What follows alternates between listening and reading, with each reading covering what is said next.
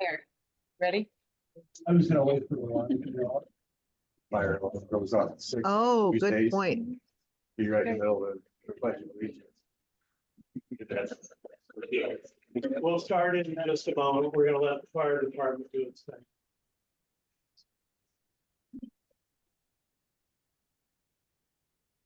Do you think?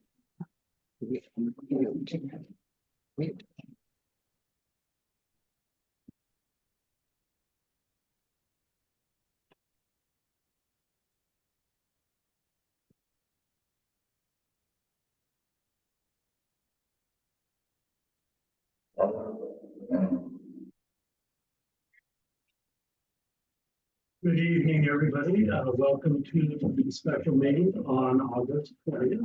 And we'll go ahead and can everybody stand for the pledge of allegiance? 6:03. I pledge allegiance to the flag of the United States of America, to the republic for which it stands, one nation, under God, indivisible, with liberty and justice for all.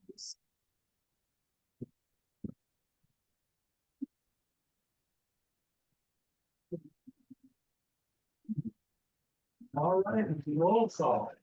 Mickey, why don't you start? Oh, I'm here from Hawaii.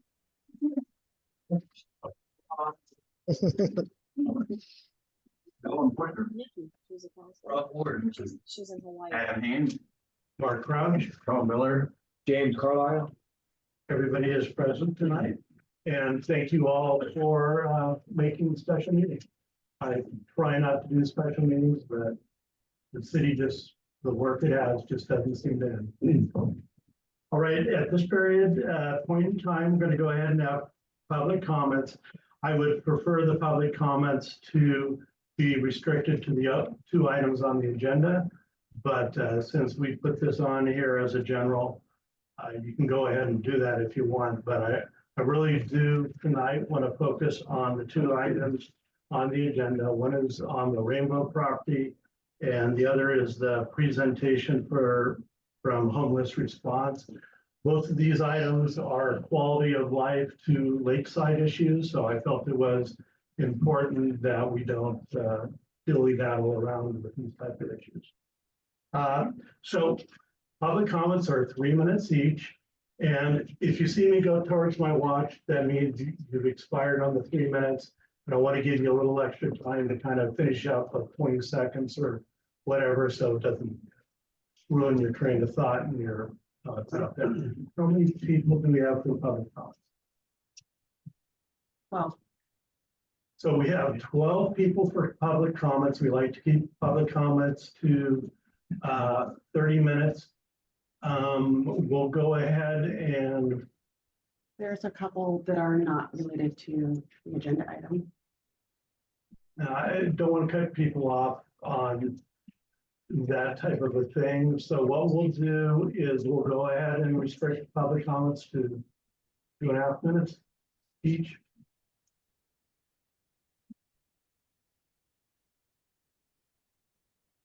Marjorie Callison, home fire problem. Yeah, I'm Marjorie Kellison. Yes, please come up so we can all hear you. Nice to meet you, Marjorie. Yeah, I'm Marjorie Kellison. that's Marjorie. I live in the other end. Wait, Great. But hold on just a moment. Marjorie. Aren't you- You went and did her. Marge? Yeah. Marjorie Kellison. Can we mute? we're trying. Hold on just a second, Marjorie. We want to make sure that we, That's like the participants. you know, Oh, I hear those people interrupt me. Still There's- distracting my time. this one, I will not. Samson. You. Yeah. Yeah, it's right here. Thought I Go ahead, had. please. Yes, I'm Marjorie Strange. Kellison. Thank I you. live at 1225 Rainbow Drive, down about a block and a half from this property. We've lived at this address for about 16, 18 years. And every time I drive by there in the last few years, there's been outside toilet houses, there's been 4 or 5 trailers. I've complained and complained. 4 or 5 different families, women going in and out with the men, and It's been very hectic, but now I was there during the fire and nothing has been done that I could see for just the last month. There was a guy there that picked up a few things, but we've had to look at this for the last 2 years. All the neighbors around there, or just about all of them, have moved. They were from California and different places because they come to the city and nothing was done. So they just picked up and moved to Idaho, and they moved different places because they got tired of looking across the street at this mess. And so I just want to complain about all the rats that we've had in the neighborhood. I've called the DEQ a few times because they're thick out there and nothing seems to ever get done. I was on the city council for 9 months and I've complained and everybody says there's no money, but I see other things going up and different things being done, but nothing is ever done for the stuff that needs to really be done. So that's just my complaint. Thank you. Thank you. Thank you. Next, we have Eric Malbray, crime, fire, drug problems.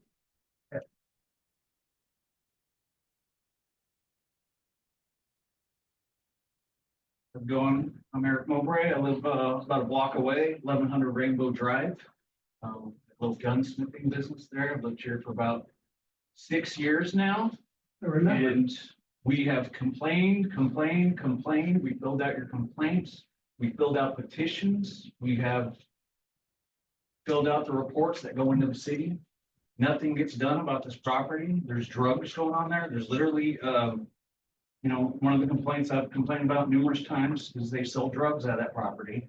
They literally had a concrete barrier up where they drive cars in like a drive-through and come out and hand out baggies while kids are riding their bikes by. Nothing ever gets done. Don't matter if we talk to you guys, don't matter if we talk to the county, the city, whoever, nothing gets done with the properties. And you guys are gonna bring more crime to the property? I have gunsmithing business. I don't need that in my neighborhood. We've constantly complained about this. We do not have the patience for this. We're real tired of it. I have a background in security. I know all about warming centers and homeless centers. You don't think it's going to increase crime? Take a drive in Eugene, go into those neighborhoods, park at night, see what happens. I can point out some places where you can go check it out. You'll see a lot of things going on that are very interesting in that town. It's time for something to be done about that property. We're tired of it. One of the complaints that comes up is the fires. There was a big fire there about a year ago, whatever it was. There's been a dozen fires since I lived here, dozen fires. Okay, most of them get put out real quick. I don't understand. We complain about the fires. They're constantly lighting stuff on fire in that property. They were burning electronics. Okay, most of us, we go out and have a burn barrel, burn some leaves. They come over and harass me because of that. But they're burning electronics, which is illegal. You got heavy metals and all kinds of crap in there. I don't know where else to start. I mean, I've filled out paperwork with just list of things that go on over there and nobody seems to listen. But I know a lot of people in my neighborhood in particular, and even some of the people that just drive over to my house that live in this town are real tired of it. There's a few disabled vets that live in my neighborhood. And I can tell you a good thing that's not good for disabled vets is blocking the roads. That road is constantly blocked. Constantly. You can't even drive down that road because they're always parked there, right in the middle of the road. So we would appreciate it if you guys would finally do something about that property. I'll write a report with more complaints again, so you guys can see it. Hopefully something's done this time.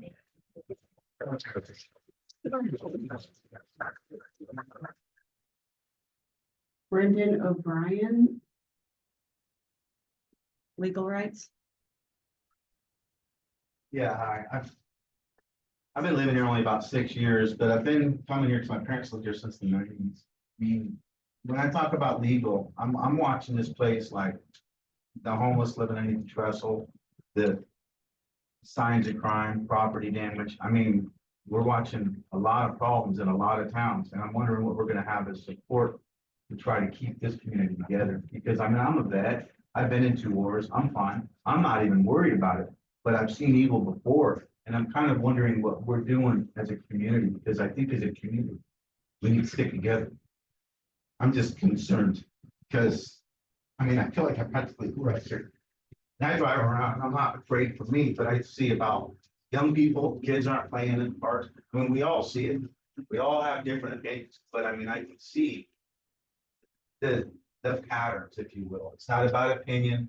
This is a really good community and I'm seeing it up and down the coast. I have friends in law enforcement and on an individual basis, when I talk to these people, they'll say things like, it's been going on forever. They'll say things like, we haven't hired cops since the 70s. We've got the same amount of cops for the, I'm just saying, this is falling on your guys' lap. Okay, this is what I've heard with legal. I don't think you guys have the jurisdiction to write me a ticket. If I'm doing anything in this town, I wonder if an individual, now they could try to put me under a citizen's arrest. But I'm not a criminal, but I'm just saying, supposing if somebody's doing something, we don't have a lot of avenues to, we're all gonna take care of our families. We'd all take care of our kids. I just wasn't prepared to get up, but I have a lot of feelings about this. I particularly don't want to run for city council. I don't want to be a cop. I'm an old retiree, but I do want to help the community. And I feel like we get people from, let's just say they're either getting paid or they have ulterior motives. There's people coming here. I don't know if they're trying to devalue the land. I don't know if they're trying to run the locals out, but people come here for a reason. And this town seems to me like it's, I don't want to say it, gone downhill over the years that I've been here. And it's, I don't try to be on one side or the other with any of this. I think this is all designed of division, but we live here and I'm kind of wondering who's going to do what, because I know better than to call 911.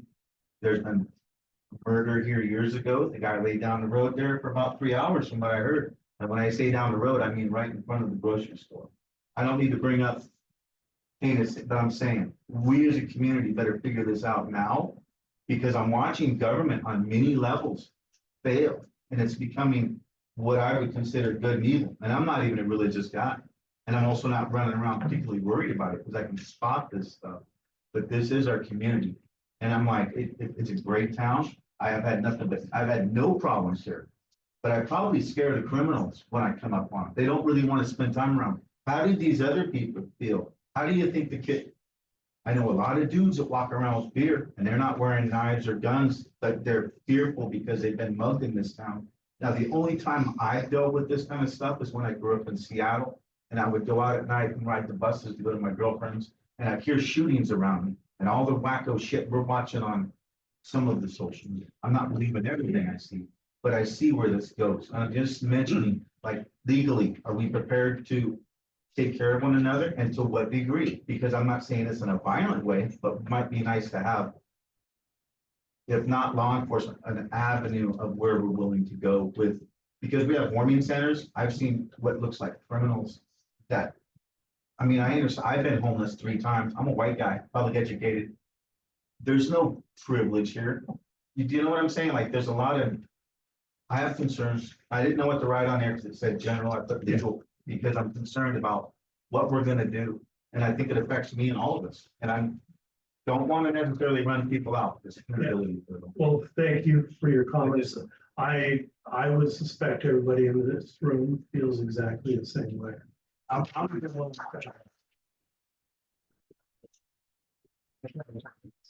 on. Mariah Smith, Citizen Safety.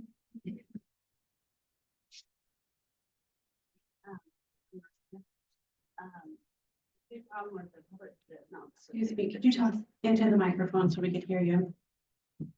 My problem is with citizen safety. I used to go to a Bible study here, and there's a bunch of older women, and they had people breaking into their trailers, their barns, up that their husbands had passed already, and they felt like no one was listening to them. They couldn't get help. You guys had hired a police officer and then fired him like it took a year later or something. And there's no help for them. The older ladies, they don't have anyone at home to help her protect them. When they have these people, and there was one lady who got threatened by this vagrant that was assaulting her. This person assaulted her, and they broke into her place and stole a bunch of stuff out of it. And then I used to have this ringtone thing, and I watched how one of my neighbors had someone break into their property, was watching around, looking out for it. This person didn't look like a vagrant or any of that stuff. They're dressed like a normal person, but they were breaking into their stuff and nothing was being done. Thank you. David Fry, Rainbow Property. Heather. First of all, my telephone number is 541-251-8413. It is available for everyone. I invite calls. I'm probably one of the greatest sources of information on this property. I'm the owner. There's a 5-page letter in here that details the history of what brought us to this point. Don't buy the poison well fallacy. I'm a decent guy. I've been trying this whole time. And in my opinion, I've approached this whole situation from a point of absolute good faith. I only have 3 minutes, so I'm going to let the details rest and know that I am available. I know during this hearing, if you guys have questions in weighing your decision, I'd like to be an open book for you as well. I really appreciate the heart with which the city manager wrote her letter.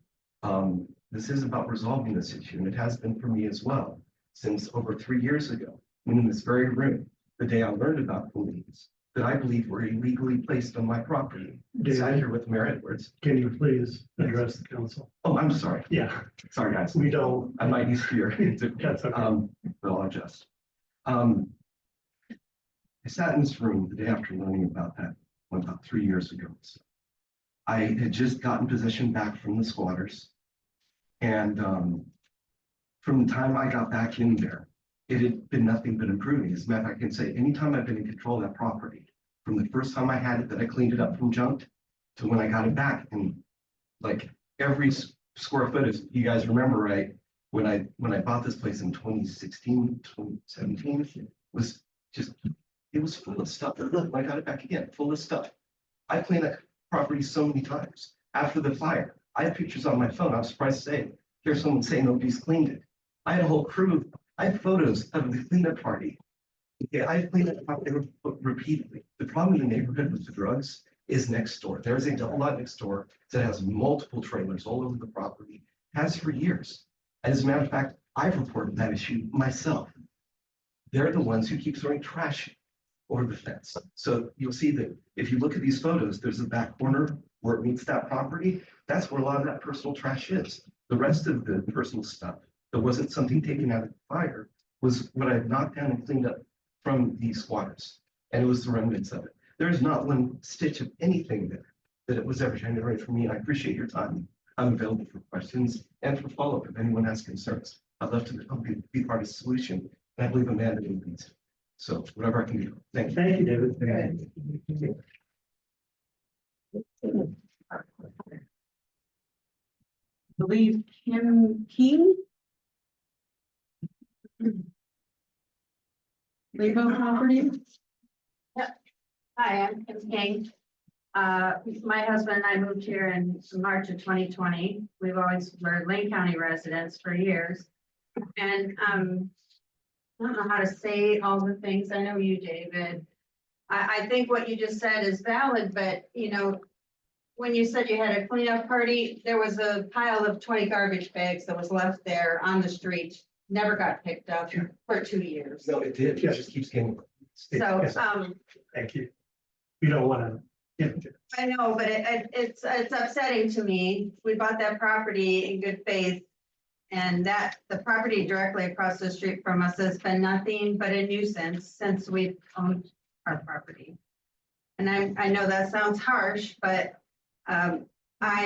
if you guys are going to be discussing taking the nuisance code liens off of this property, I would highly recommend you don't. That property needs to be cleaned by a professional crew that come and get whatever was there. like the other guy was saying, heavy metals, it was a drug house for at least a year since we lived there. When David was not living there, I know, you know, he probably has a really good intentions about it, but it has never evolved into anything good. I'm tired of it. And then rumors just rage in the community about what's going to happen to that property. There was also about 3 weeks ago, a couple of metal scrap guys that came and said that they were answering an ad from Facebook from someone named Amanda Fleming, that they were there to pick up and clean up the property. They're not a professional cleanup crew. They just came and took the metal, which we all said, fine, take the metal. But I don't know if they ever contacted you. Anyway, it seems very haphazard. If this was Lane County, this would not happen like this after a fire. It would have been done the right way. It needs to be done the right way. There's people that live there. I'm pretty disgruntled at this point. Thank you, Kim.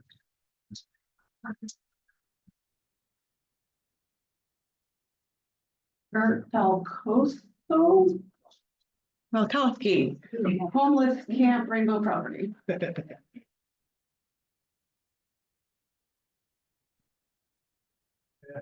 I'm Kurt Falkowski. So apparently I was misunderstood a little bit by the information. The information that was sent to me showed that a homeless camp was going to be set up at the Rainbow site. So I took it upon myself to tell quite a few of our neighbors, because we're the ones that would directly affect. But anyhow, yeah, I agree. Something's got to be done with that property down there. It needs to be cleaned up and, you know, sold or lived in or something. Certainly not a place for a homeless camp. I understand there's a lot of homeless issues, and you know, I'm not the guy with all the answers, but Lakeside really has nothing, in my opinion, to offer the homeless. We don't have the resources for them. There's no work for them. You know, and like was mentioned earlier, my family's been here forever. I went to school. We've been around a while. But you know, when we were kids, we'd be out until dark playing in the park and everything else. Just in the time that my kids are adults now, that I quit letting my kids go down to the park because they get harassed by the people down there drinking and stuff. And I have all girls. Once they get pissed off, I start harassing my girls. So it wasn't any good for me, so I just didn't allow them to go. And it's even worse with the grandkids. I don't even let them go out of that street anymore. You got so much traffic down there. I was down on Rainbow as well, and got properties on Davidson and through and stuff. The traffic is homeless issues. I've had to cable off properties to keep the homeless out, and that's still not enough. I physically had to go up in front of the only way that I've found to remove the law enforcement. If they show up at all, they're ineffective. Yeah, I'd like to see Lakeside support the homeless by helping them move somewhere else. All right.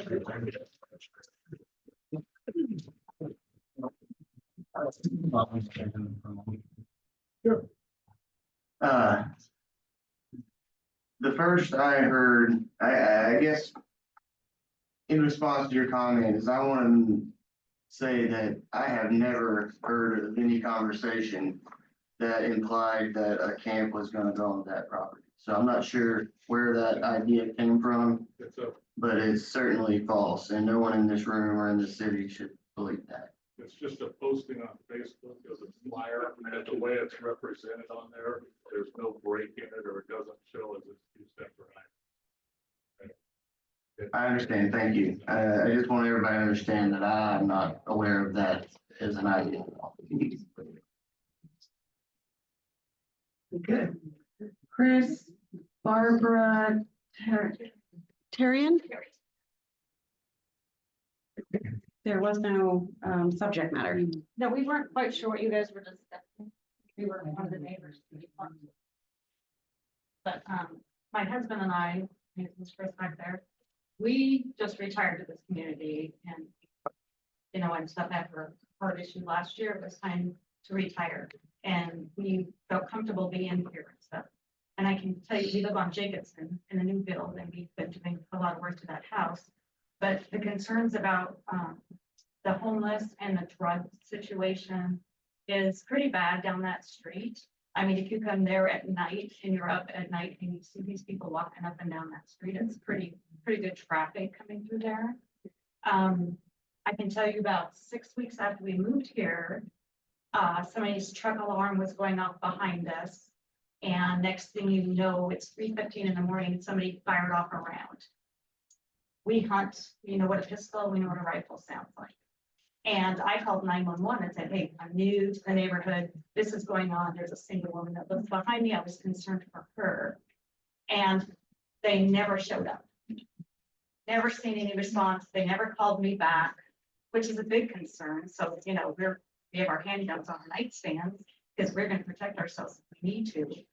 But there's been stuff going on. We had a guy that they're all sure was dealing drugs that got taken out of here. Haven't seen as much traffic, but there's still traffic. And Sharon owns the lots, the side of us, a couple commercial, one residential.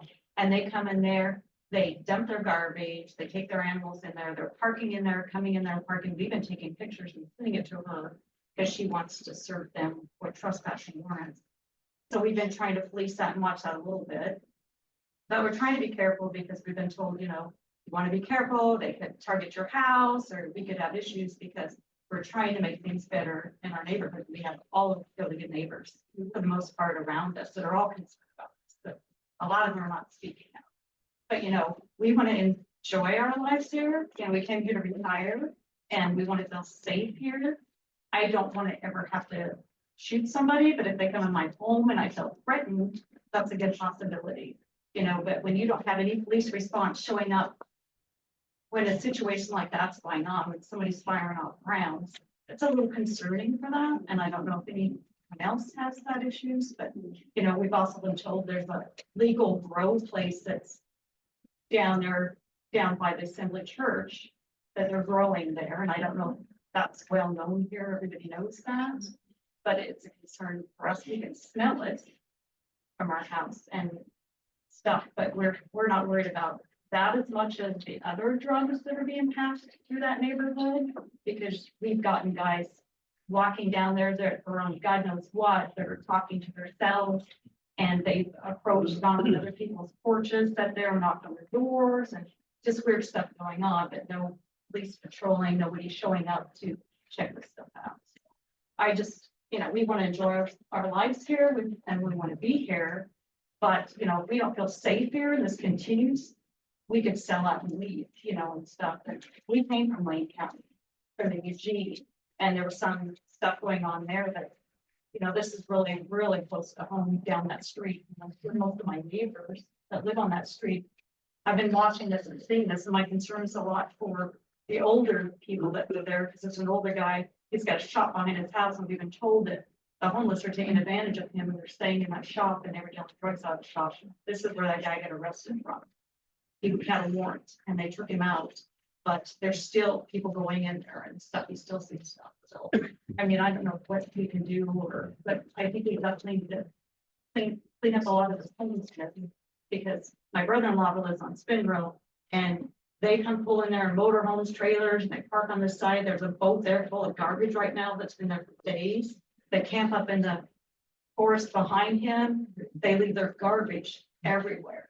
And it's like, we like the small town feel. That's why we moved here. You know, and I think we need to just clean it up and protect some of our people, especially the older people. What are they going to do if one of these people go into their place, like she was talking about, somebody breaking in to somebody's? They can't protect themselves. So I think we need to just kind of see what we can do to clean it up, make this a better place to live. So more people are coming, because I've heard people talking about selling and leaving, you know, with everything going on, because water's going up, sewer's going up. You know, people aren't budgets and stuff, but because there's a lot of good people with all the stuff that's going on in town. We don't want to go, we really don't, but I appreciate them listening and stuff, and hopefully things can be done when we can feel comfortable living here, because we want to be here.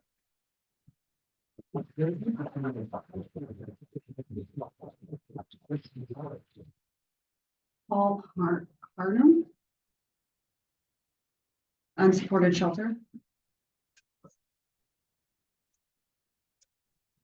Hi, my name is Paul Harnum, resident of Lakeside.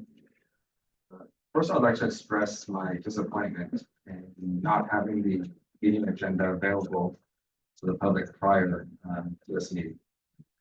It's very concerning. So the cleverly named community supported shelters is anything but supported by the community of Lakeside. On the contrary, every single resident of Lakeside that I've spoken to is adamantly against this ridiculous idea. The recent influx of homelessness in Lakeside is partially due to unrelenting changes in our local politics. The constant turnover rate of our staff and city council has made it easy for those looking to take advantage of our broken system. Until we can have some consistency in council that will address code enforcement and our lack of funds to have an adequate law enforcement presence, there's absolutely no way we should entertain an idea that may ultimately attract more homeless individuals to Lakeside. The community unsupported shelter may be the breaking point for those of us that have tried so hard to bring Lakeside back to a travel destination, as opposed to a location for vagrants to hide from law enforcement. Thank you.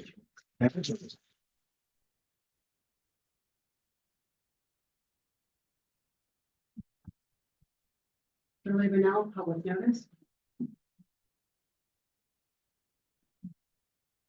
Been out, Lakeside resident for 8 fabulous years and active volunteer. And although my topic isn't regarding the 2 items on the agenda, it's regarding the agenda and the meeting itself. I want to first start with the Planning Commission meeting on August 7th. It was announced that an opening for planning commissioners become vacant. And according to our Lakeside Codes on Administration, Section C5, vacancies shall be filled by council appointment for the remainder of the term, and the opening is to be posted immediately for a period of 2 weeks. 2 weeks has passed since that meeting, as of tomorrow. That's not on the city website. The only thing you can put in for an open position on the website is dated October 28th, 2023. I did find something in the front office that says there's a planning commissioner job title, but it's not dated, and no public knows about an opening on the planning commission. If you're using your website or other posting areas, as it hasn't been posted immediately as per our code.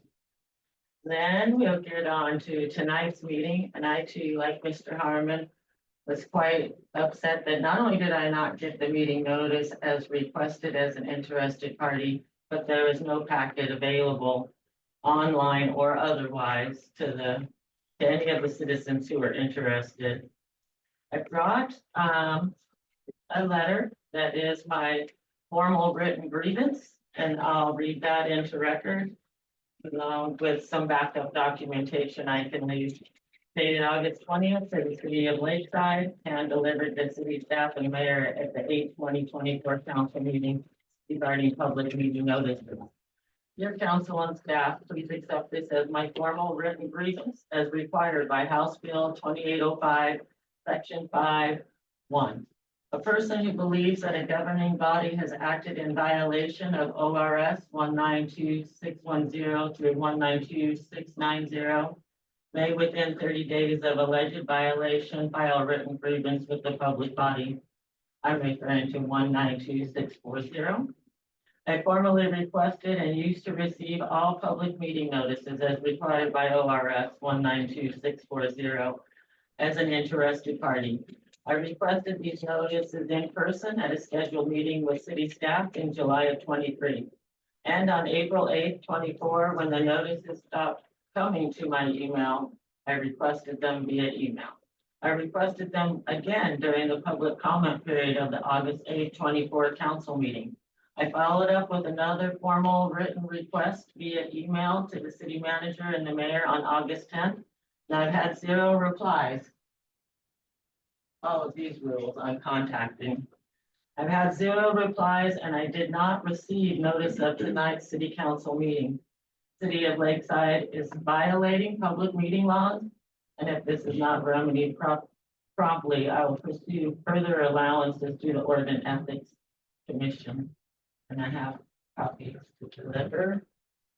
Okay, I did follow up on your last request. I apologize for not getting back with you. I called out the ethics committee. First off, they said there is no requirement at this time for any type of class. I also followed up in regards to the interested party. They could not find anything that was actually required.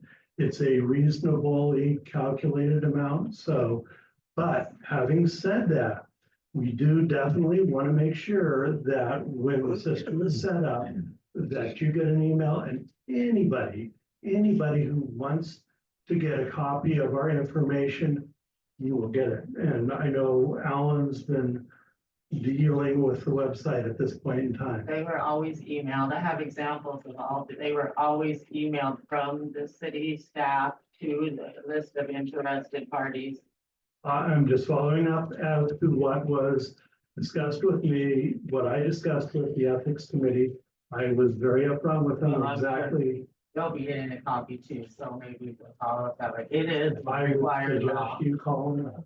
Thank you. Thank you for looking into it too. I appreciate that. Yeah, I always, you know, when people make requests and stuff like that, I always look into it. And as I said, Shirley, we do definitely want to make sure that this information comes out in email form if we can. I would never want to see a situation where people aren't getting information. I mean, I'm pleased to see this many people in the room, except we need a bigger room. But aside from that, you know, I do appreciate people showing up and showing an interest in the city. Hopefully we got enough people to run for council, and I know mayor's been doing good. We've got quite a few people for that position, but you know, let's work together as a town. We really need to work together. We really need to stop all the bickering and fighting that I've been seeing out there and, you know, take care of these issues. So, having said that, I want to move on to the two issues for tonight. Oh, I'm sorry. Did I miss? Is there another person? Yes. I'd like to get another. I apologize. I'd like to get another person. We have two more, Shalene Higgins on the homeless. I'd rather wait till after the presentation for the testimony. Well, we're gonna just do it up front, just so. Are we gonna talk after the presentation? No, So I have to talk now. yeah, sorry. Yeah, excuse me, I didn't get it here in time enough to sign that. I would like to have a say. Say. How many, we have, Shalene and Barbara Holloway is all we have left. and these are important issues, I agree. But the thing is we really only allocated 30 minutes for this. And I'm a softie and I let people go over in time. If you can keep it under 2 minutes. Sir, Okay. Okay. It won't take me Put 'em long. on. Yeah. Hello, my name is Shalene Higgins, and I used to be on the council for 10 years, in fact. And I do remember when your issue first began, and I just want to quickly say that it's gone on quite a while now. And I would suggest that we just clean it up and put it on the property. That's what has to happen if you can't get it done right away, because it really needs to. It's gone on for too long. On the homeless situation, I just want to say that if we do develop anything here, that tends to attract a lot of more homeless from around the area. Because they do run them out of Reedsport and they do run them out of North Bend. We've had that problem go on for quite a bit. And I don't want to attract any more than what we already have in our town. It's our responsibility. What I'm suggesting is it possible for the county to put together a piece of property to put this on? Because it's outside of all city limits, because no city wants homeless, and I mean, everybody doesn't feel that way. And we are quickly developing into a recreational resort paradise type of town. And even though Lakeside's been kind of viewed in a negative way in the past, things are changing here very quickly. I mean, we are really becoming quite a spectacular place to live. We want to keep it that way. But anyway, that's my suggestion. The county has a lot more property than we do, and we don't have any resources here in order to help them. So something. Anyway, that's about it. I'm ready for mayor too, by the way. Well, thanks.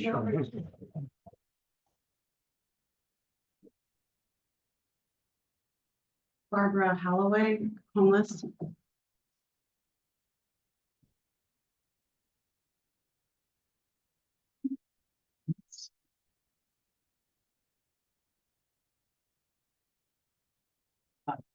I'm Barbara Holloway. I live on Nye Court. I have been there close to 20-some years. I'm here because of rumor. Someone called me and said plans to have a tent shelter. But obviously that was misinformation. But we do have a problem in this town with homeless. I was involved when the warming center first started. And I am not able physically to do that any longer. But I feel that if we even consider putting housing of any type, a tent city or any type of that thing, we would attract more into the community. That would not be beneficial. I'm going to make a suggestion. I know it's not going to work. I know we don't have money, but I think we need to consider incorporation. So that at least from our tax dollars, that we can get money to support law enforcement and some of the things to clean the city up. A planning commission that can keep people from parking multiple vehicles and housing on their property. I was here when the city clerk tried to enforce not having more than one person using a sewer on an extended permanent basis. And eventually she was fired, whatever happened to her. But we really need to do something that's going to get us to clean this up. I mean, I'm one of the people that drive down Jacobson late at night with people in the road. And there's cars sticking out. We're having to swerve. And if they don't have something on them, I'm going to hit them. Because I'm old. and I driving at night, I don't drive very far. I drive a half a mile. But we need to look at something to get this town to be a city. It would be a small city, but let's be a city. Thank you. And sir, you're next. I don't have your name. My name is Douglas Owen. I live at 1215 Rainbow Drive. Anyway, what I have to say is I see drugs moving back and forth there all the time. I'm a night person, so a lot of times I get up and go someplace or whatever. And you will see them down there picking up drugs. If they won't turn down Rainbow Lane to go to Rainbow Drive, they back in down there and they hide back there, and then somebody goes in and gets drugs. Now, if people don't believe me, you watch. After the 3rd of this month, there's going to be a drug traffic like you can't believe down there. If you open on and be people on bicycles or whatever, I am personally against having anybody move on that property. And I can't understand why we as a city have them move all that trash out of there anyway. That's got to be a huge problem too. Because we know they use drugs. They used to manufacture it there on the corner. I've been there for about 30-some odd years. So I don't really want these homeless living down there. I personally have caught a few times in the early morning, found stray people going down and going to people's yard. And if you know me, I'm going to tell you to hit the road jack. You know what I'm saying? And that's what I did. So that's my feelings entirely. And we've already had, we've got 5 gals lives across the street from us. They had one of these druggies come in and knock the rear window out one morning about 6 o'clock in the morning trying to get into that hill. So we definitely have a problem. We don't need them here. And going back to a lot of these drug people that said they're military people, I belonged to Point Man Ministries for many, many years. And that was our job, was helping these people. If they come into us, we would give them the line, show them how to go through the county or whatever. And they've got to want help. And evidently, a lot of these people don't want any help, or they're not military to begin with. And that's something else I do once in a while. Somebody says I'm military out of bed. Ask him his serial number. If he doesn't know his serial number, he sure the heck isn't in the service. Yeah. Excuse me. I Thank you. I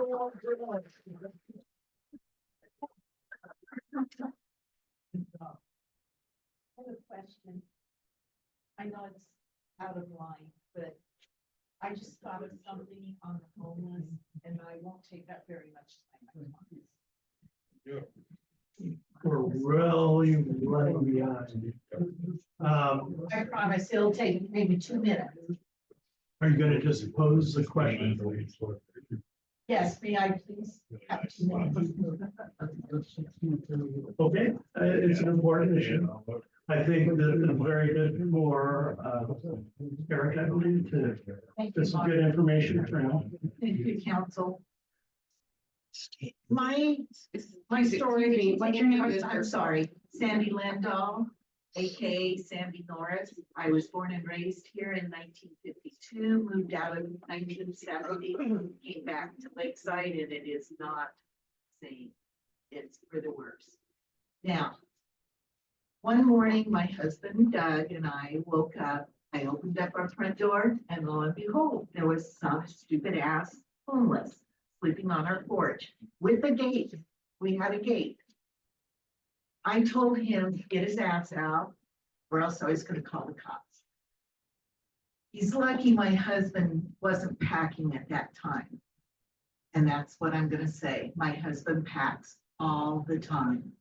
And we have more artillery than what we should. Also, my mother is buried in the Lakeside Cemetery. I used to go down there by myself. I am terrified to go down there.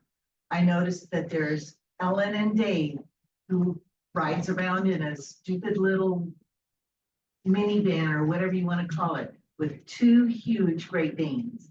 They park there. There's a trailer, a motorhome that parks just down the way and it says no overnight parking. But guess what? They overnight park. She also called me a C word and I do not tolerate that. That's it. Please do not let them come in here. We've got more than what we can handle now. We've really got it kind of, conditions, what are they gonna do if they do move down there for sanitary conditions? so we're good on public comments. Just so everybody is aware of the agenda tonight, we have a gentleman here who will be speaking later in regards to the homelessness issue. He says he has solutions to all this. You know. Did he come from UGL? So what I would ask everybody at this point in time, listen to him, keep an open mind, you know, in regards to what he says. At this point in time, I don't think anybody on the council has figured out, you know, one way or another, you know, anything. So, but we're always willing to hear information and that type of thing. So that's what I would suggest. Are we at Rainbow Property? Almost. Okay, sorry. Sorry, I gotta, now it's my turn to talk, I guess. I want to thank everybody for the comments tonight. I think you know, one of the reasons why we do have public comments is to find out what the city is feeling, what you want us to do, where we're going. As a matter of fact, when I took over, when I ran for mayor, I sat in one of these meetings just like you. I heard the same complaints, not so much on the homeless and what was the other the other topic that we were talking about. And as I can see here, it's still, the lawlessness. Wasn't a lot of discussion at that time about the lawlessness, but the code enforcement was a big issue. We're still working on that one. Part of what we're going to be discussing tonight is hopefully one of the resolutions to this, one of the problems, one of the many. I know it's a very slow start. And then the other one is we really got to find a solution to the homeless problem.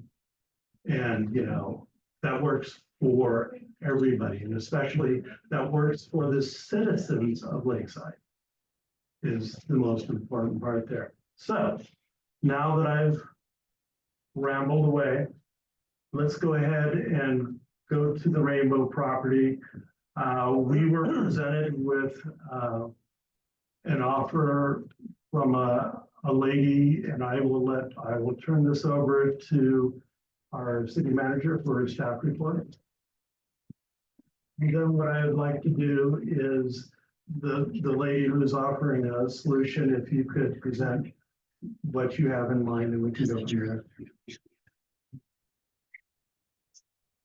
Thank you. So I was approached as a continuing part of the conversation from Ms. Amanda and Mr. Fry, and we had a very good conversation about what a solution might look like based off of conversations that had happened with the previous city manager. And so I'm just going to read here what I have in my report. The Rainbow property was a continued conversation from before my tenure. I met with Amanda and David. I spoke with the mayor and the city attorney on my second day regarding this topic. There are feelings in the community that the city should stick to the lane that's in place. There is also feelings that the property should be cleaned up and that we should do whatever it takes to get it clean. If we stick to liens, it will not get sold nor cleaned. Mr. Fry has explained this to me. While I do not know these individuals or their stories prior, they're compelling stories from both parties, from the city, Mr. Fry and Amanda, how we got where we are. The city has been complicit in behavior that is not indicative of any new day sentiments of this new council. While I will not go into those details, Ms. Amanda can answer your questions. The goal is to get the property cleaned up so that Mr. Fry can move on. Ms. Amanda would like to find a path where everyone wins. Ms. Amanda is looking for a memorandum of understanding that if she buys the property, she will clean it for a release of the liens or portion of the liens. And in good faith, she has already begun. The options that I see in front of us are A, to fully support the idea and move forward. The fiscal impact is to lose $70,000 in lien, staff time, attorney time, and administrative fees. Option B is to foreclose on the property. Fiscal impact is unknown as it will cost more in attorney's fees, staff time, cleanup, title, appraisal, development. Option C is to come up with a MOU, a timeline, discount of fees, keeping attorney, staff, and administrative fees. And the idea is to set a tone, however, that the city is moving forward with code enforcement and cannot waive fees all the time, considering that there was bad faith from both parties, us as well, that the city should be a bit gracious for this particular case. Staff recommendation is for option C, and Ms. Amanda is quite motivated to have the property cleaned quickly, and I feel this will boost community morale. Okay, Amanda? Are you there? 1 second. So this is her. Hello? Hi, Hello? Yes, we can hear you now. Hi, sorry, there's a little lag in internet. I've got some not of the best service. So what we had talked about is we would like you to give a presentation of what you're planning to do with the property and how this can be a win-win situation for everybody. Well, what I would, hold on, can you see me now? There you go. What I would like to do is ask for grace on the lien, so I can purchase the property from Dave and get him out of the equation, first of all. And then from there, I am willing to help the city with the attorney's fees and the processing fees, administration fees that were involved in the original lien process and in the upcoming process to release the lien so I can purchase the property. Not only that, I will allow the city to put the lien back on me. I did originally propose 120 days. I'm willing to move that up to 90 days if I don't have the property clean within 90 days. I want the property clean. I want it to get it developed, put in new power, new water, and either put in a home or get someone that wants to buy the lot and put in a home themselves. The win-win would be the neighborhood gets cleaned up. The city is not out any extra fees other than the grace of doing the legal work. We will pay for all of that. So there's no loss to the city financially. It also gets David out of the equation, and me stepping forward to make sure the property is cleaned and taken care of. And this is something that we do. We've done it to several properties around the area, including a couple in Lakeside, East Medford, and down in the Hauser Lake community. But that's really all I have. All right, I'm going to open up discussion with counselors. Would somebody like to ask some questions? Nikki has her hand up. Counselor Wood has her hand up. Let her go. Go ahead, Counselor Wood.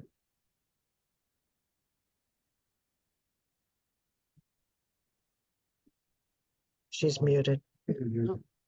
Okay, we'll come back. She's not muted. Okay, we'll come back to Counselor Wood and we'll, Counselor Ham, if you go ahead and proceed. Thank you. I did take the time to read through the long docket letter from David and the long letter from our lawyers and what was provided in the last packet. I think it's clear that Amanda wants to get the property cleaned up and the community here wants to get the property cleaned up. So I would be in support of an agreement that lifts the liens and moves this forward. But I'm not sure if it's proper to lift the lien before it's cleaned up, or if somehow we could lift the lien and put some sort of requirements, you know, like she mentioned, that if it doesn't get cleaned in 90 days, that we go right back. I'm not sure if it should be lifted and we trust her, or if we leave it on there and just, and are they not able to sell the property without it lifted, I guess is my question. So I got a question for Amanda. Okay. I'm assuming that you are going to accept the lien when it transfers, if we have a memorandum of understanding. Accept the lien in lieu of me cleaning the property in 90 days. Correct. Yes. And the details of all that will be worked out between, you know, negotiations and stuff like that. But I just want to make sure that there's an understanding that the lien doesn't get released. It remains on the property until the property is cleaned. And that's your understanding? That is my understanding. I just don't know how that would work through title. Because the title company will want to clear that lien in title financially, and we won't have the funds to clear that lien in the first title transfer between Dave and myself. They'll be okay. Okay. We'll refer to Gary on that, our lawyer. We'll refer that to our lawyer, Gary. in that. Okay. Yeah, okay. Sorry, there's a bee following me around. I'm outside for better cell phone service, so I'm moving. Counselor Ham, did I ask a question? Can I have a question? You're back now. Talk? Go ahead, Councilwoman. I had a question for the original owner of the property. Is he available to talk? Yeah, you can talk. Go ahead and go up to the microphone. Thank you. I appreciate that. I was wondering, have you tried listing the house previously for sale before this? So believe it or not, the proposal that's in front of you guys today is what we discussed in this room 3 years ago. So I've been in support of this for 3 years. Melissa was contacted more than frequently. As a matter of fact, the week before she left office, I was promised to have the document that we're discussing. Much to my surprise, when I came back to get it, someone new again, it was Rick. Got stalled out again. The letter that you read was from December. So, yes, it was always my plan to go in there, like even prior to the fire, to go in there, finance out an equity loan and get the place fixed. When I went down to check, to do my own title studies down at Coquille, and I saw the lien, believe me, I made a beeline for this very room. Okay, and I've been trying ever since to get my hands untied with this property. Now you can imagine, I went through a house fire. I lost everything in that house of mine. Okay, so I'm having to dig my life up from the ground. So, and I'm just saying the equity would have helped. So where my hands are getting tied, Councilor Woods, or our hands collectively, is I can't transfer, sell, or encumber this property when all of my equity is tied up in these liens that, in my opinion, were placed very legally. I had no notice. I still don't know what legal process, despite asking repeatedly, made this happen. When I read up code. Okay, David. Okay, I'll go to We sorry, I were have just a lot of asking feelings a- on this. we're but just I asking to a answer your simple question, Councilor Wood. If not, I'm at your disposal. Thank you. Thank you. All right, well, I was just wondering if it was listed before. So I don't know, it's really hard to hear, so I understand everyone's problems on Zoom. But I'm not sure if it was Answer listed is- before, after the house has burnt down, has it been listed for sale with the liens Before. on the property? Before and after. As a matter of fact, that's, I believe, how I found Amanda. No, it's actually, she found me another way. But I have literally through my Facebook Messenger from my Facebook Marketplace post trying to list the property for sale before and after. Okay, okay, And it's in my hands. okay, thank you. Of course, thank you.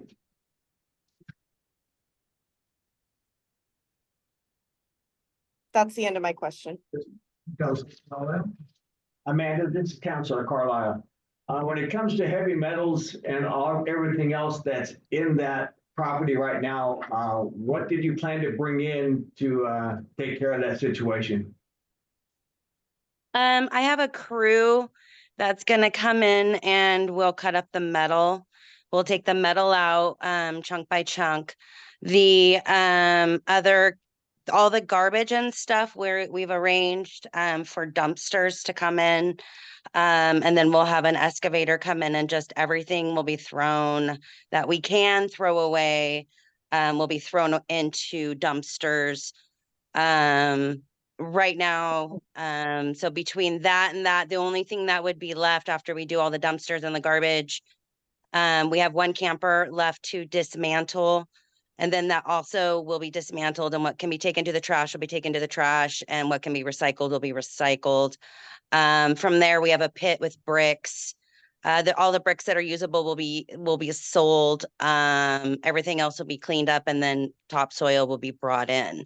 From there, we need to do a survey of the back line, and then a privacy fence will be put in, new power, and then water. Does that answer your question? Yes, thank you. Yes. I have a question, Ms. Amanda. Do you have an estimated cleanup cost? Unfortunately, I don't have an exact, but I'm thinking it's going to be in the vicinity between 20 and 30,000. by the time I get done. Oh, thank you. Counselor, Nikki has her hand up again. Any other liens or tax issues with this property? If that question is to me, I'm not for sure at this point. That's one of the reasons why I haven't gone into title with Mr. Fry. I wanted to clean up this one first and then go to title and then see if we're gonna get surprised with any others. So, and then go from there. So at this point, I do not know of any others on the property besides from the Water District and Lakeside.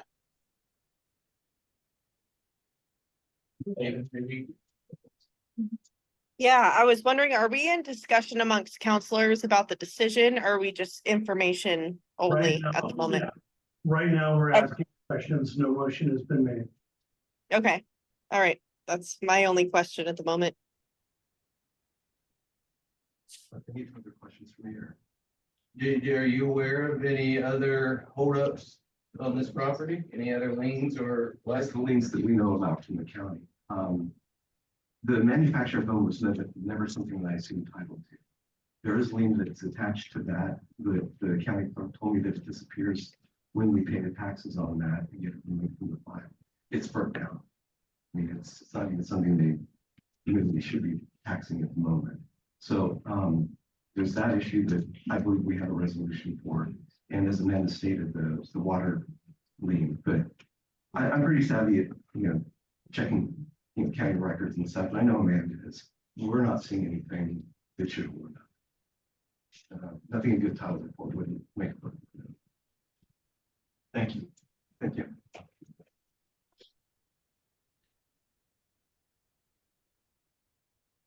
I've been on the council through all of this, haven't dealt with it directly, but certainly heard many promises that weren't kept and many difficulties in contacting the owner of the house, that kind of thing, through all of this.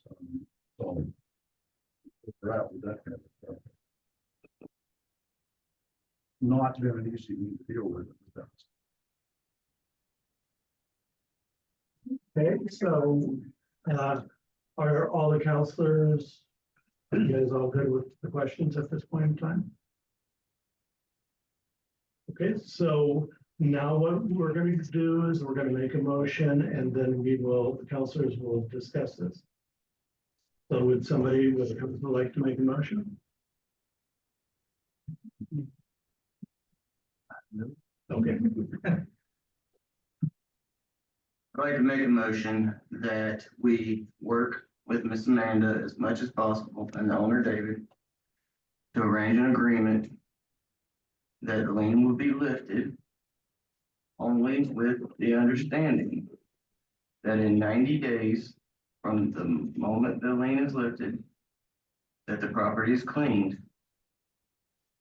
to the satisfaction of our city, or that lien will be put back on the property immediately. I'd like to make a motion to amend your motion. And this is my reasoning for it is I am not a very trusting person. At any point in time, I say that lien never goes off the property until the conditions are satisfied. What a memorandum of understanding will do is it will protect the buyer of the property. And so I would like to make the addition to the motion that no lien will be lifted, but we will sign a memorandum of understanding. Nikki has her hand up. Nikki. So do I have a second? Oh, I'm sorry, we never seconded Adam for this. So would somebody like to second Adams or would you like to start? Nikki has her hand up. Nikki? She's muted. I would like to add that if we're going to lift the lien, I would like us to recoup our administrative costs, at least maybe a portion of the lien, a large portion of the lien is lifted, but the city still has put a lot of time and effort into this property. And I think we need to make sure that we're also recouping all the time and effort we've spent trying to get this property to comply. Okay, so why don't we do this to keep informed? If nobody seconds Adam's motion, it dies and I'll restate a new motion. And hopefully this will be what everybody's looking for. I make a motion that we work with our attorney to come up with a memorandum of understanding for the buyer of this property, which will include the cleanup of the property and recouping of fees in whatever is negotiated. And at no time will the lien be released until the property is clean. Within 90 days. Within 90 days. I second. All right, now we're going to open it up for a discussion. Nikki has her hand up again. And Mickey? I think we need to specify an amount on the lien possibly before the motion is made, so the lawyer knows a specific amount going into the workings of it that we're willing to forgive. The only thing I think. the only thing I see there is a specific amount for the lawyer fees and the inspections and that type of stuff can't really be determined at this point. But the cleanup would obviously be Amanda's responsibility. That's my feelings on it. Okay. I have a question on the new motion. I'm not sure from what we've been told today that the sale can go forward to Amanda with a memorandum and not it being lifted. Right, and it will be determined as we talk to the lawyer about that. Because if it can't, we're right back in the same spot. Right. And we'll take another stab at it. It sounds like there's still needs to be a little research done with the county, with the water district. Apparently, there's some interest there too, with some sort of liens too, so we probably should find My understanding of that is that would be not our responsibility. That goes on to the seller in escrow. Am I correct on that, Amanda? Correct. If I may, did we not do the research to find that the lien can follow the new buyer? It should be able to, yes. I'm not totally familiar with Oregon law, but we'll confirm it here to make sure. I think Nikki's again. Her hand may be up again.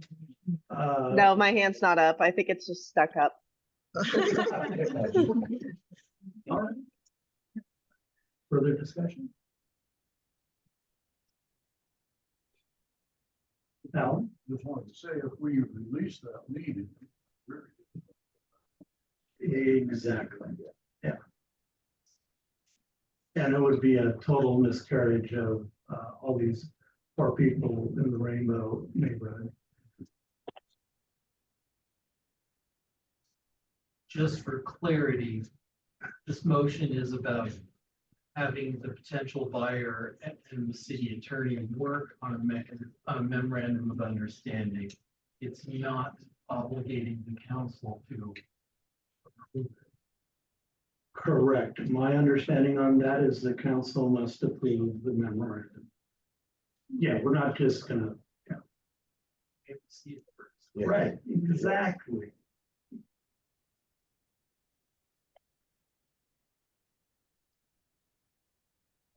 Now Okay. Nikki has her If there. if Counselor there- Wood. I'm sorry. Counselor Wood. Counselor Wood? I can't really hear, sorry again, but I'm just making sure, so we're not making a motion on approving anything, we're just doing research into the subject matter even more with the lender. the motion is for Gary to write up a memorandum of understanding. That memorandum of understanding has to be approved by the council. So the memorandum of, are we not gonna give him a number to approve or not approve to remove the lien? Is he just gonna write up a random number?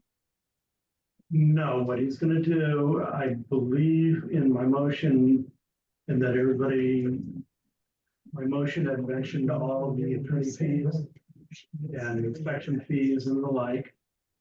And also the cleanup of the property. They're very vague terms at this point. I think for the buyer of the property, we might be able to do something a little bit more specific. Yeah, I think it might be helpful to direct the lawyer with more specific terms. I know maybe the council might be able to come up with a more specific number, so we don't have to go back and forth with the lawyer a bunch of times. If he's gonna draft up a memorandum of understanding, I feel like we should maybe have an idea in mind if we're forgiving the whole lien, most of the lien, half of it. I mean, the to motion- draft up that memorandum, you have to have an idea, a number, correct? Not necessarily, Counselor. Yeah, I'd just like to comment to Counselor Wood's suggestion. The lien is there as leverage to accomplish bringing the property into compliance.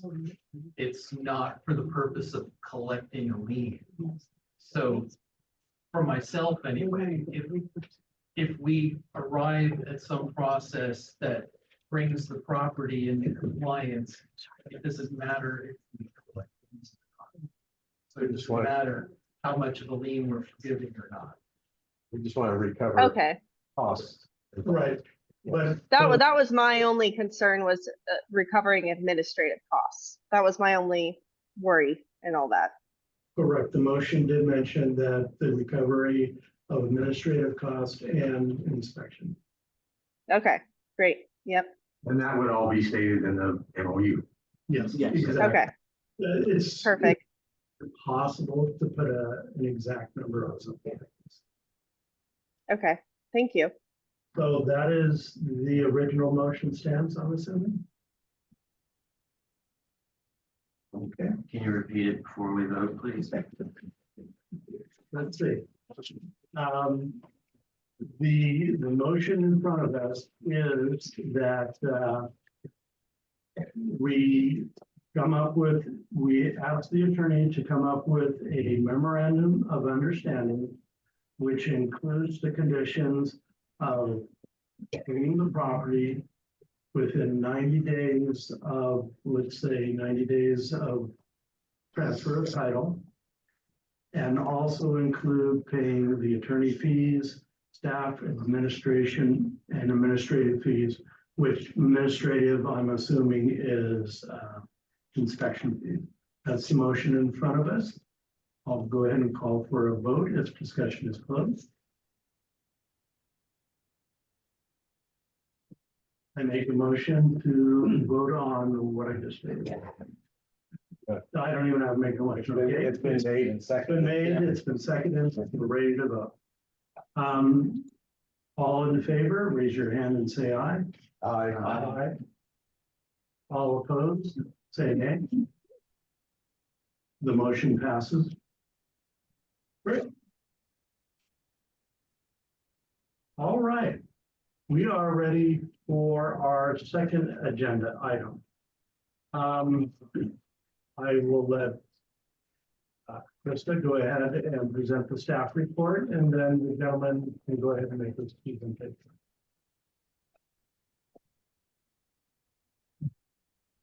Community supported shelters. The city of Lakeside has had many calls, complaints, and even threats of violence to staff over the unsheltered. I asked staff to be present tonight and they did not show. I think this is too much of a hot topic to want to be in the hot seat. So thank you all for taking the time to do this, to validate what we are facing at the city level and in the field. Our park has become a public health emergency with feces and garbage, safety issues at City Hall and in the library. I am concerned with the park areas and around town that diseases can easily be spread to children and pets. The lack of needle drop boxes do not allow for safe handling of needles, and usually these are located at fire departments. Regularly, I am asked how to keep the community coming to the park and library when safety is a concern. There is staff concern as well at the library. The elderly have plots in the community garden, not just elderly, but folks in general, and they are also fearful. People are regularly sleeping next to the garden overnight. As part of code enforcement measures, I sought out resources to take these portion of calls. I spoke with Eric from Homeless Response Office, not ORCA, for the record. He caught me up to speed and mentioned that he had been approached some months ago about the same issue by a counselor and a friend of his. We spoke and then met in person where he explained community support shelters. What interested me to learn more is that it's community driven. The community should drive change in their city, and this is the chance to be a part of that change, to become invested and shape the way the unsheltered solutions are managed. There are many challenges there may be some challenges in the technicalities. However, you have a very vocal group wanting change, and this is precisely why I asked for this session, to hear from the people who work with the unsheltered. I have three options. Option A moves forward in the process. Fiscal impact is a reduction in staff time between asking people to leave parking lots called full lane. In theory, crime is reduced in the area. With public health resources being available, case management, and a place trained to handle the issues they face, it is best option when there is no money available at the city level to provide solutions nor staff time. Option B is to do nothing, and I fear a catastrophic event may happen when insurance liability comes into play and we are sat on our hands. The city did not do what it could to prevent the issue. Option C is to figure out another program and funding when the city is able to get to it. Being as short staffed as we've been, it may be winter or longer, if at all. Staff recommends option A. I believe we can come to a consensus and present a formal documentation to council at the next meeting for a vote. To have wraparound services in the community changes the quality of life for the unsheltered as well as the housed. Thank you. Well, you never told me.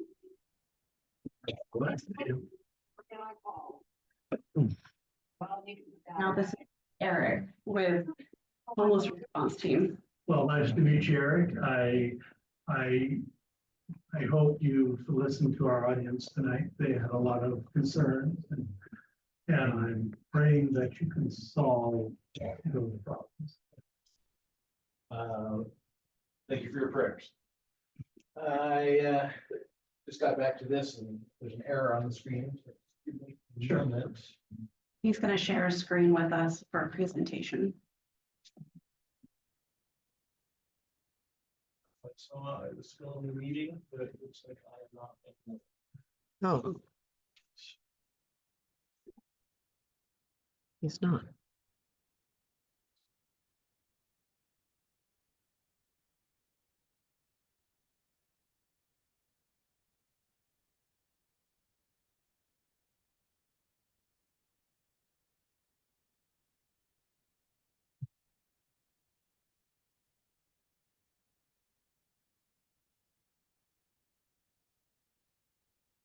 Everybody can breathe for a moment. If you want to talk amongst yourselves. Step outside, we'll call you back in. I understand the temperature in the across me.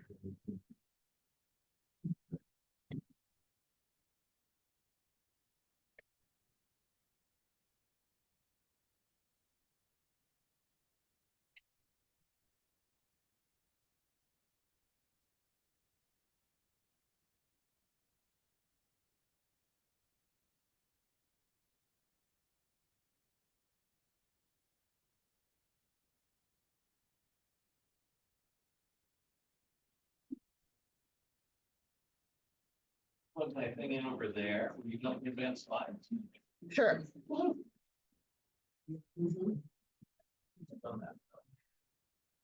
USB-C.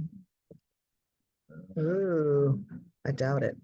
No? Yeah, Okay. sorry. Sorry about that. Okay, all right.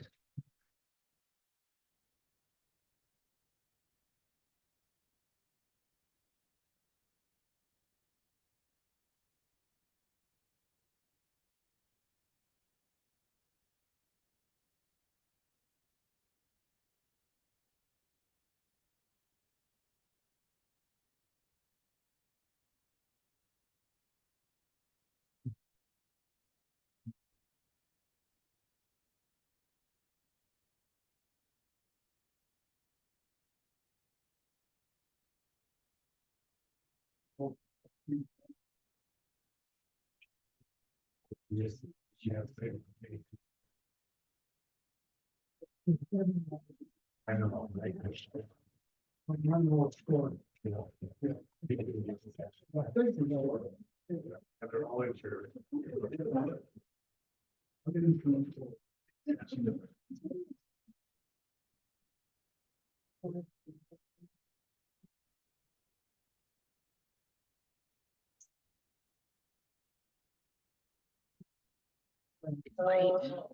You know, he's right here.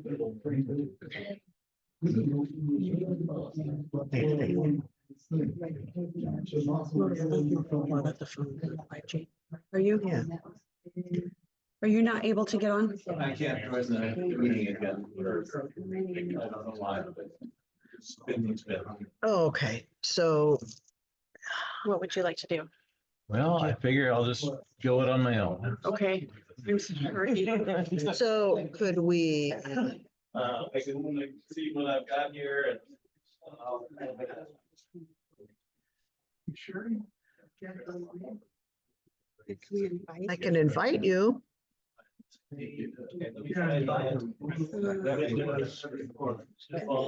Email. Oh, no, no, yes, that's his.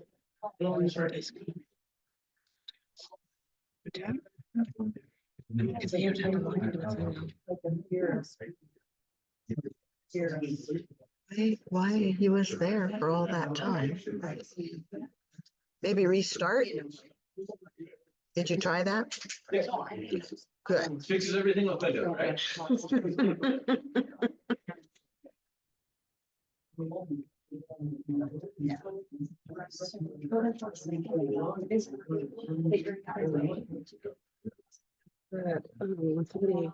Can you search there? What was he?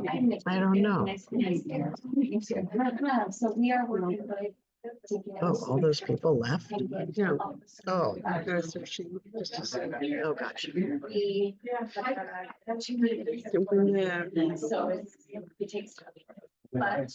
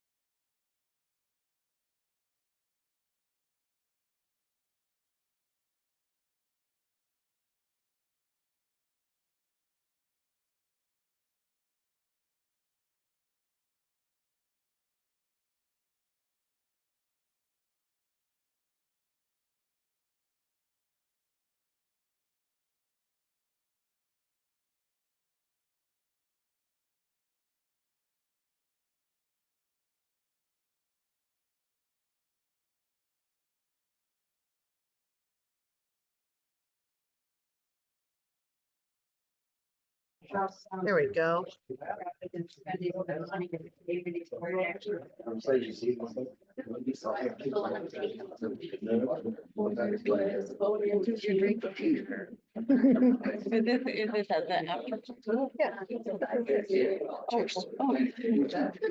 Bloody Mary.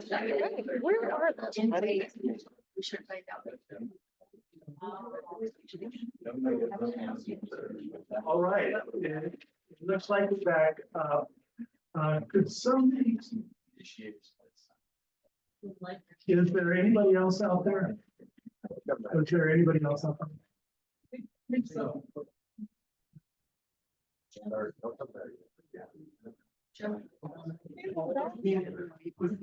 You know what, Dennis was here when he was outside. And then I saw him waiting. Thank you. I appreciate it. She told me that he had. Yeah. Ready? If you want to use the microphone there, but I think you got pretty loud noise.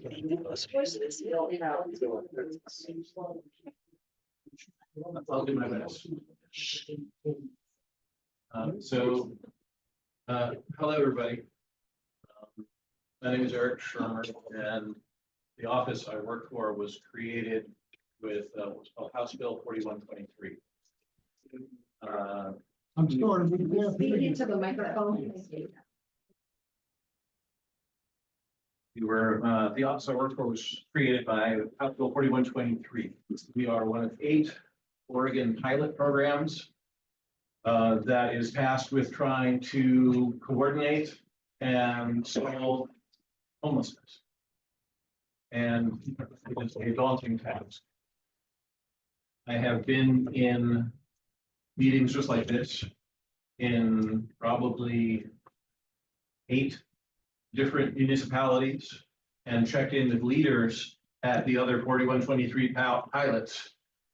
And all of them are very much like this. People are scared. Things are messy and dirty. People are worried about more unhoused people coming. This is an epidemic across our country. There is, what I'm going to share with you in just a minute is a sheltering system that gets results. It is not my agenda that we decide to have one here. Okay, but this is, in my research across the country, the best functioning system that actually gets results with people that are unhoused and back into traditional housing that I have found. Are you talking about putting people back to work? Are you talking about just housing mentally ill people? Excuse me, he's just doing a presentation. We pretty much finished with the questions, just so we can get a very solid, cohesive picture. So prior to being a project manager here, I was an educator. I spent many, many years teaching at community college. And there's things I find difficult with presenting. One is if I have to hold on to something and can't move my hands. I have a tough time. The other is I'm just programmed to respond to questions. So I will include that information. I jumped to the end of my presentation here for this slide because all of a sudden it seemed like the best place to start. This one right here, I was actually talking with the chief of police of another municipality earlier today. People in this shelter system have 85% fewer interactions with law enforcement. They feel safer. 90% report no drug use. Okay. In this case, this example comes from Eugene. Okay, 213 clients served from July 22 to June 23. So those 213 people, 90% reported no drug use. And yes, there were people that were using drugs when they started. Okay, this part you don't have to worry about because if you were to choose to try something like this, I will fund it, not me personally, of course, but the government will fund it. Okay, so the dollars are there to do this. In Eugene, there are 14 of these shelter communities. I will show you pictures. I believe the number right now is something in the neighborhood of 270 people sheltered.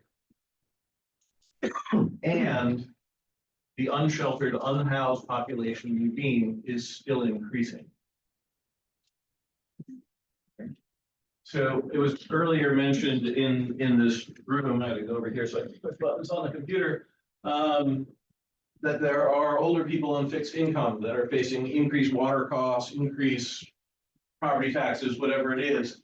That is one of our fastest growing pathways to houselessness. It is, drug use is not the leading pathway into houselessness. It often comes as a result of being unhoused.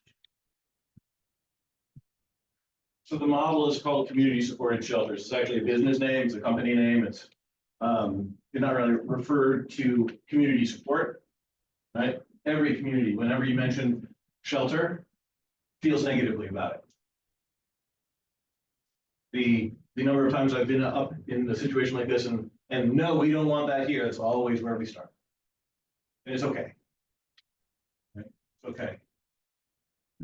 This system is about providing support to the people that are residents of the shelter.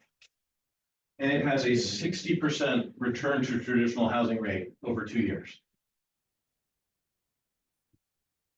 Is this one like the one in Bend? I'm sorry, I know the group in Bend that are putting it together, but no, I don't know what system they're using. Towels and everything, but they got a separate kitchen range people using. I know my brother watches all, so. I hate to do this, but let them finish the presentation. Yeah, I'm sorry. And then maybe, I I don't know, it would be up to you if you wanted to. Yep, that is coming up too, okay? I'll talk about the whole thing and that We'll information. go through the whole thing and maybe we'll answer everybody's questions. Okay, so that number, 60%, is unheard of. National average is less than 10%. And this is why we have this opinion that sheltering doesn't work. Because by most of the times it doesn't. The reality is, unfortunately, if we just hand someone who has been chronically unhoused a place to live, you know what we get? We get a destroyed place to live and they move somewhere else. Okay? In this system, they do get a place to live. It is small, it is inexpensive, it does not have electricity.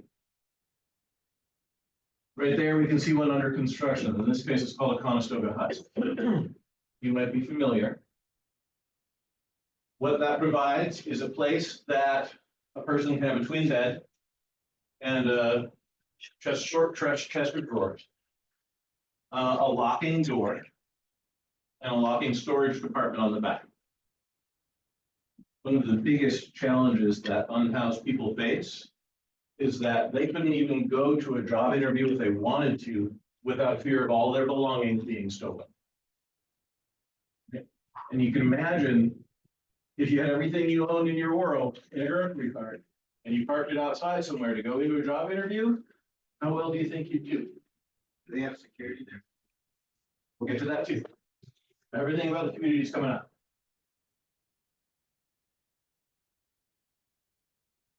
Right. There we go. So there is a picture of one of the sites in Eugene. I went and toured that one and several others, and then I went back without announcing myself just to see, because I thought maybe they were playing with me and cleaned them up before I got there. They were spotless like that the entire time. Right? Here in the community, you can see the individual huts. You can see building on the right, that is the community building. In the community building, there is shared kitchen space, food pantry, wood burning stove, and some chairs. So that's our primary source of heat if it gets too cold. Fortunately for us in this climate, It's more important to be dry, right? And as long as you're dry, staying warm is pretty easy. And they'll have to provide that. The cost there is about $7,000 a hut per year to maintain. Again, that money comes from grant money that my organization has available. It does not come from Lakeside or wherever. Well, pay your taxes, it comes from us. In Eugene, there are 14 different spots, all roughly looking like the one I just had on the screen. We'll see a few more in a little bit. There's a whole system tucked away in different areas. The shelters, these sheltering communities are designed to be on land that is relatively unusable. We don't need infrastructure. It's portable, solar power, propane kitchen. We don't need to hook up to utilities, any of that kind of stuff. So it can get put anywhere. Whatever happened with people thinking I came to talk about the Rainbow property, I hadn't heard of that until I got here today. I said this has nothing to do with that particular property.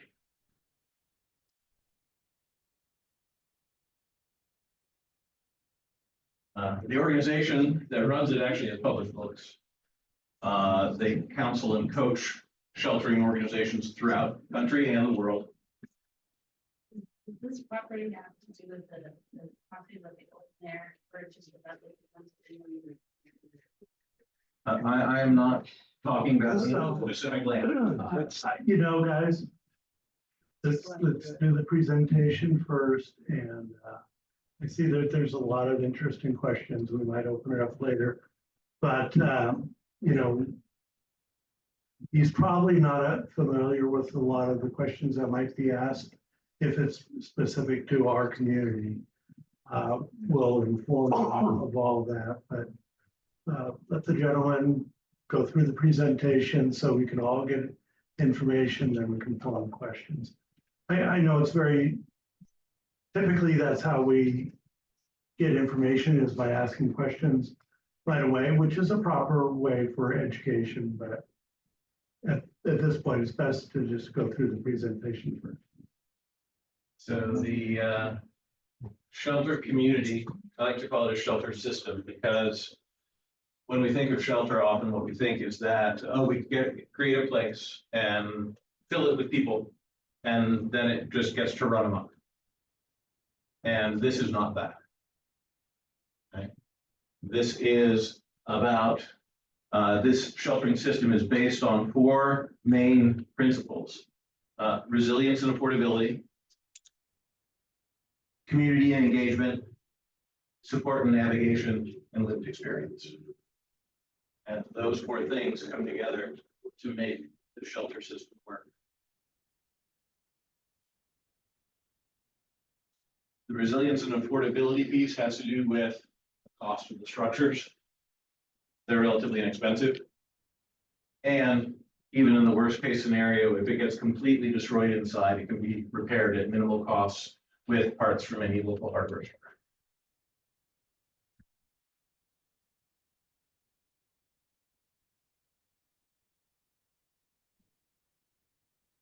The magic piece, sorry, I go a little slow, have to click in the right spots, but why the sheltering system works.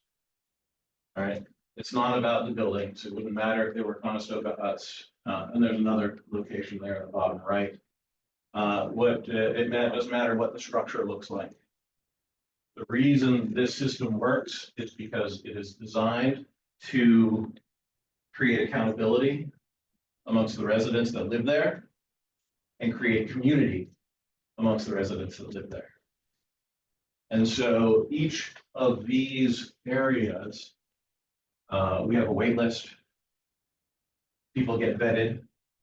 People get moved into the spot. There are community guidelines and rules that are established, such as no drug use on the property, no violence, no loud, disruptive behavior. All of these things are talked with this person at length, and an agreement is signed There's no cost, but they lease their Conestoga hut. In addition to that, jump just a little bit ahead. We provide, one of the comments that came up earlier was that there are no resources in Lakeside. Okay? With partner organizations that already exist in our area, we provide the resources. And so what happens is representatives from Bay Area Step, from ADAPT, from Coos Health and Wellness, several others, come and visit and case manage every person that is a resident in the community. That means that they will have oversight very regularly. Every person that lives there gets a case manager, housing support counselor, medical care, drug rehab support.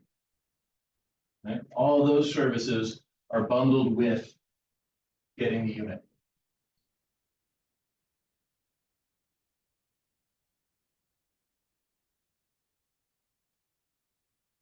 Let's see. There are weekly community meetings that are required. Every resident and their case managers attend.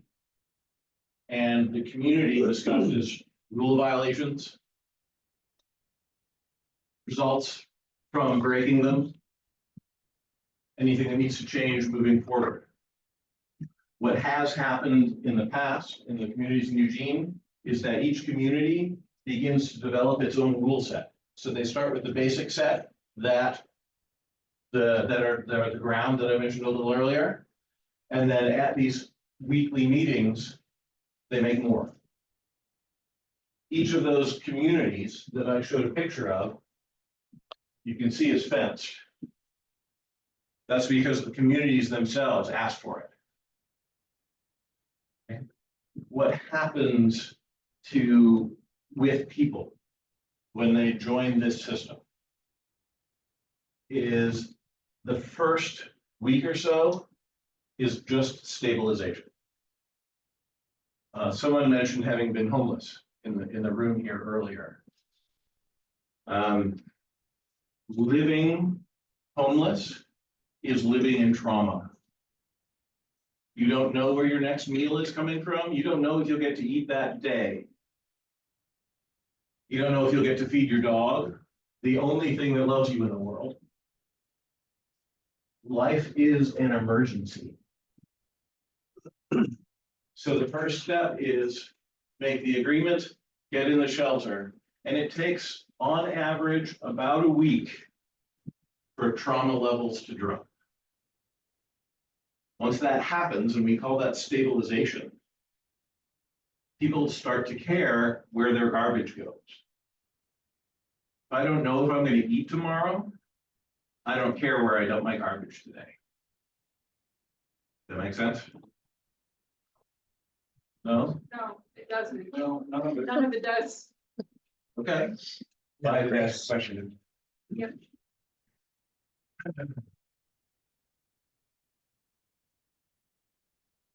So being unhoused is a traumatic state. I'll go back to that. Our first goal in this system is to stabilize people so that they're not living at threat. Right? When I'm not as focused on my moment-to-moment, day-to-day survival, I have room for other things.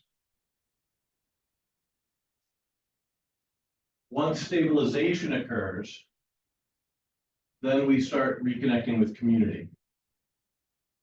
And in each of these places I visited, there's a wood burning stove and a group of people sitting around it, talking, laughing, doing their thing like normal. Next to that stove is a kitchen, it's outdoors like camping, propane burner and so on and so forth. food banks are partnered with to keep the pantry stocked. People even show up and give cooking lessons. Because one of the things that we found is we hand out lentils, is that a lot of people don't know what to do with a lentil. The focus of the system is essentially to retrain society.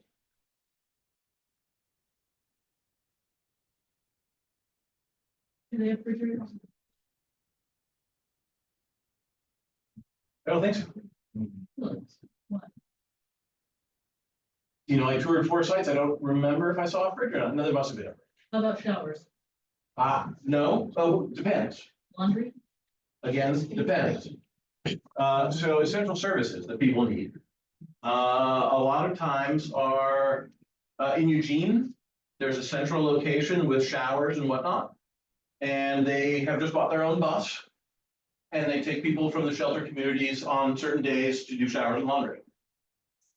Other communities have come up with a solution of creating a shower and laundry truck. And they drive it to the different communities on certain days and people do their showers and laundry. That is part of the wraparound service. And then one part I left out, each community gets a couple of porta potties. And those are the bathrooms. They're maintained by a porta potty company. In any community where one of these might be set up, we're going to use local labor, local services as much as possible. So if there's a porta potty company that's in Lakeside, we'll hire them to empty the porta potties. So we can bring some business along with this system.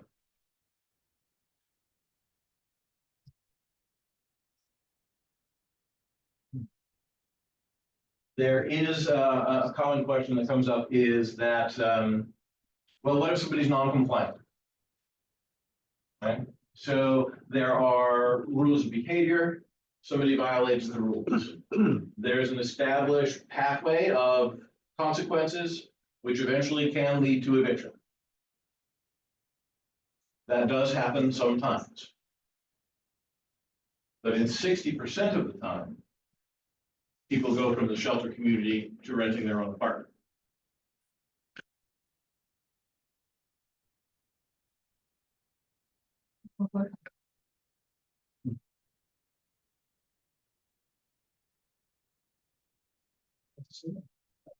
Put too many pictures of the same spot in there, but that's a different one.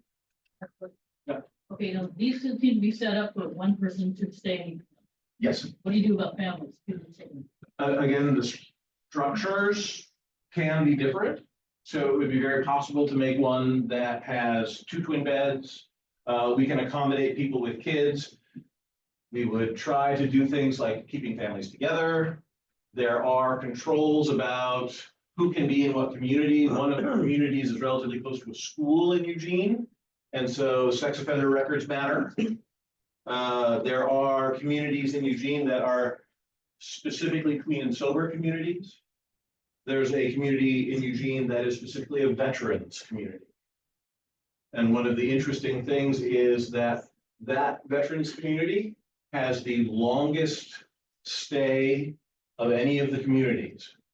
It seems to be because it's a very simple life. They create a bond amongst the group of vets that live there, and they're content. They don't want to go somewhere else. And so a lot of times, we continue to support our veterans the way they want to be supported. In other cases, 60% of people move into more traditional housing. Someone also mentioned doing something at the county level. That is in the works. So the North Bend Coos Curry Housing Authority has been approved to build 170 units in the old Banger School property, if you know where that is, Coos Bay, North Bend. Yeah. It's going to be about 3 years before we see those units built. But that will be a pathway for people to go from here into rental, because of course, you all know what's happening with rents around here. Well, what do you charge for each one of those? My brother said about $100 and some what they charge to stay in. We don't charge anything to stay in there. Are we a question and answer or is your president? Thank you. Sorry. Please. You'll be here all night. go back to my last slide again. So providing these wraparound services.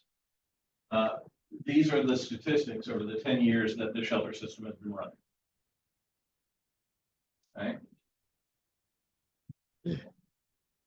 Again, there are a couple other examples also in Oregon that work. They all follow the same basic model. The most important things that we can provide is community and wraparound services. And as we look at how grants are moving forward, they're very much less about providing a shelter and much more about providing the counseling, the peer support, all of that wraparound services, because we've learned that's what helps people move to a stabilized life. Thank you.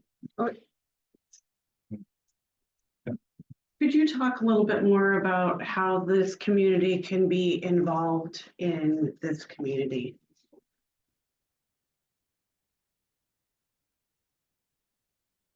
Let's take it from Lakeside to the new program in North Kansas State. That won't be in place for 3 years. Well, the question was, There's jobs. the question was, Derek, What we find out happens, and I have to cite history here, is that as people stabilize. So the story I heard over and over again as I talked to people that lived in these communities, okay, was I was a mess when I got here. I started to calm down. I got bored. I needed something to do. I got something to do. I got a job.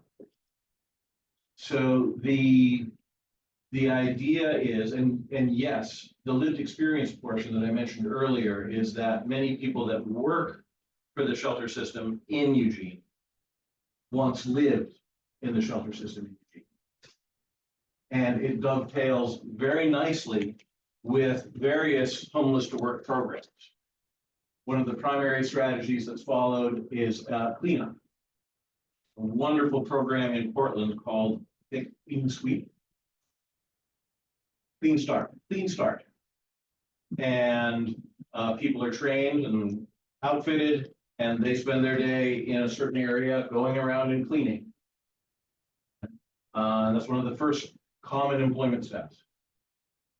The key is the stabilization part. Everything that you're talking about is in Eugene or Portland or North Kansas Bay, nothing this size.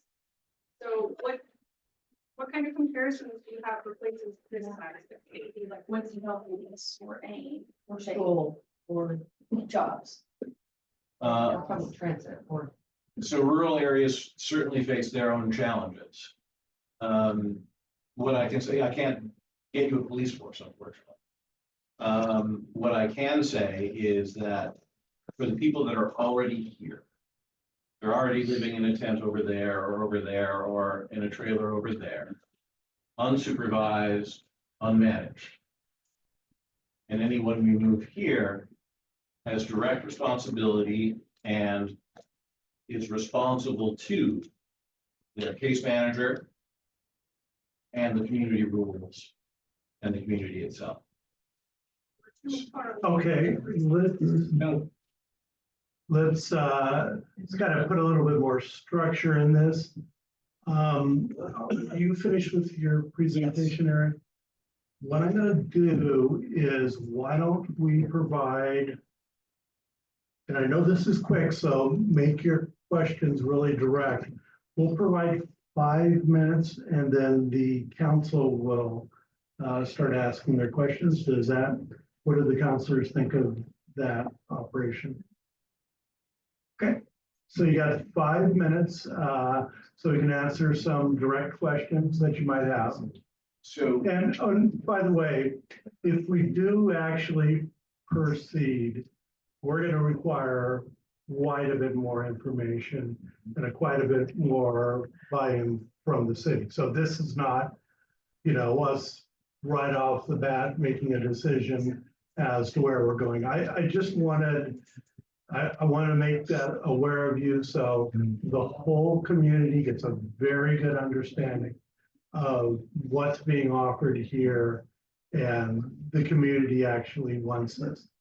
So with that, let's go ahead and spend 5 minutes and try to make your questions really short. I don't want to back and forth, just simply asking questions. This is an informational situation here. It was originally going to be a workshop where we were going to just cut everybody out, but I'm not a huge fan of that. You know, the only people who question would be the counselors. I'm not a huge fan of that type of thing because this is a community thing. But so that's what we'll do. You can ask one question, no back and forth. And then Eric, if you can answer it. So it's, let's go by that one, 802. All right. To try to answer your question that you have before, all of those people I'm talking about come here. Yeah, we don't want them here. No, I'm sorry. The support service professionals that I'm talking There's a about. place they're already at, and that'd be a good place. Okay, there's a gentleman back there that has a question. Yes, you mentioned, that you have a lot of projects in Eugene. What is the zoning that they're in? Commercial, residential? The unused land that's donated, one of the pictures up there was one next to a freeway. A lot of it is city land. But it's different from plot to plot. The lady in the north. Okay, James. So, the Next city of mayor. Lakeside doesn't have any unused property. That could be used for it. Can this project be put on federal property? Because we're surrounded by federal property. That's probably that. The only place that things get tricky if it's too far outside an urban growth area. So, I mean, I'm sure negotiating the property would be different, but no, it could go wherever the community would have. How many people would be on site? They're not the residents, are staff on site? There usually isn't someone living there full time. There's regular monitoring and visitation. And I believe Shirley was next. I don't know who Shirley is. I'm sorry, she'll raise her hand. Can you force people into it? Because the people that are biggest problems that are living here by our library and that were housed last year by an outreach coordinator through the library at Rebuild Hope for the one veteran, and another one was housed at First Step. They did not last in those housing because they don't want the rules. The majority of our population here, I'm on the street with them a lot, do not want a structured house. And then, go ahead, guys. Mine has repeated. Oh, wait, he was gonna answer Shirley's question. Ben, you're next. In general, forcing people into situations doesn't work. And I do not propose that this solves all the drugs or solves all the things. What it does is give us a way. Yeah, I was speaking with a ministerial group earlier today, actually, and they talked about reaching out for hands to people that were reaching for help. And this is that. All right. So if someone doesn't want to be in there, they wouldn't be a fit for the community. They would get evicted and they'd be back on the street. And so my answer is, in short, is no. Okay. And Okay, what I'm trying to say is, our homeless people here are really very violent. Like they try getting in Sean Noah. yeah. Everybody's so north, so they try getting in, we tell you, back to Good. the chat. The people get kind of everyone's here. Residential Lakeside. Yeah, Okay. lives right next door. to the house. No, that is the drug house. But I don't know what the question in there. So how do you handle violent people? That's all. They don't go in. That's all we have. People that don't want any housing whatsoever.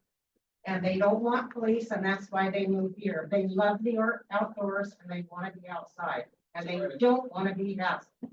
You don't get hassled by the cops. That's right. That's what they want. Okay, questions about questions? Did you have an answer for the violent? Again, so we make rules for the community and they're enforced for the community. Like, if there's someone that lives there, or goes out on the street and is violent, that becomes just like anyone else being violent on the street. And would have to be handled that way. And I know that's a law enforcement issue here. Right. Okay, the gentleman up here is. On average, how many unhoused people are represented by a case manager? I don't actually do case management, at most 20.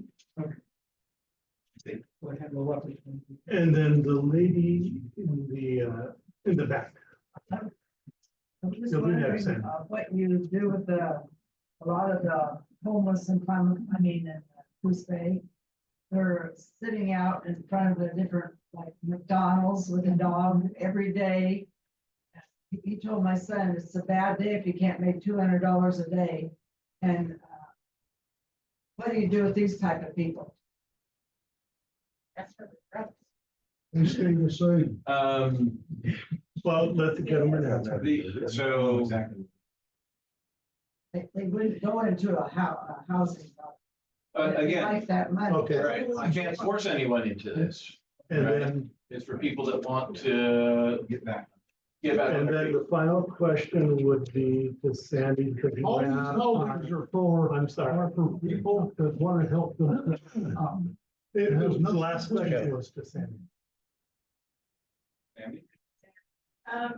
Yeah. You're saying that a bus will take them to do their laundry. Is that laundry paid for Yes, by who? part of our grant. Okay. Okay, so they don't have to pay for anything. Must be nice. Well, okay, that concludes the audience questions. Well, remember I said 5 minutes. Yeah. Keep in the meeting too. So this is the deal. We had general comments in the beginning. I decided to open it up for a few questions at the end. Like I said before, we're gonna have all the answers before any major decisions are made. So I'm assuming, Eric, you will have other town halls if we proceed forward, and that's a counselor question. Yes, I will come back as many times as you like. Okay. And I will educate myself more between each one with any question I don't know the answer to. And would you allow people to give you their email address so they can ask you questions offline? Absolutely. So we can do that. I foresee a vigilante. Well, okay, we're doing questions now. We're getting the information. Let's go from there. All right, so now is time for the counselors to ask questions.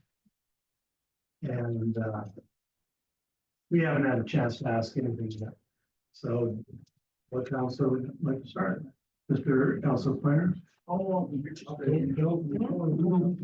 Mr. Pointer, could you use your microphone so we can hear you? How long do people stay in the shelter? So, given a few months, a few years, whatever. So the placement to more traditional housing methods is 60% at 2 years. So and that tends to be about the longest stay. At that point, there's lots of encouragement to say, okay, why aren't we moving back towards traditional housing? So, but if someone is following rules, well-behaved community member, like they've adjusted to life in the community and don't leave, we're not going to put you back on the street again. Let's take her in turn. Okay, I think Nikki Reed's got her hand up. She's on the TV. Hey, Nikki, unmute. You should. We're working on your volume and Nikki. Yeah, Yep. Can you guys hear me now? Yes, we can. All right. So I just have a little speech prepared. I just want to say, my uncle, who I'm very, very close with, has been homeless for 16 years straight. I'm not like separated from the issue. I know the lack of support our state offers.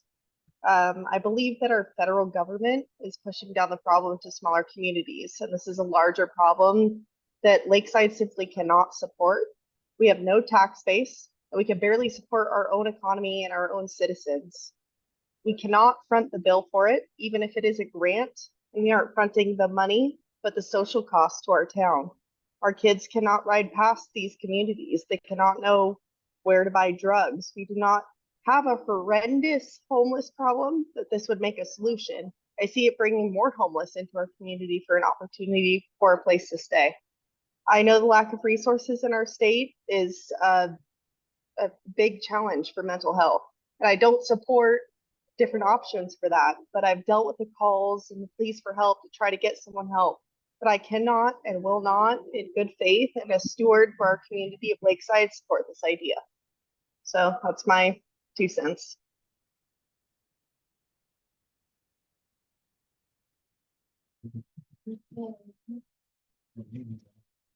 Okay.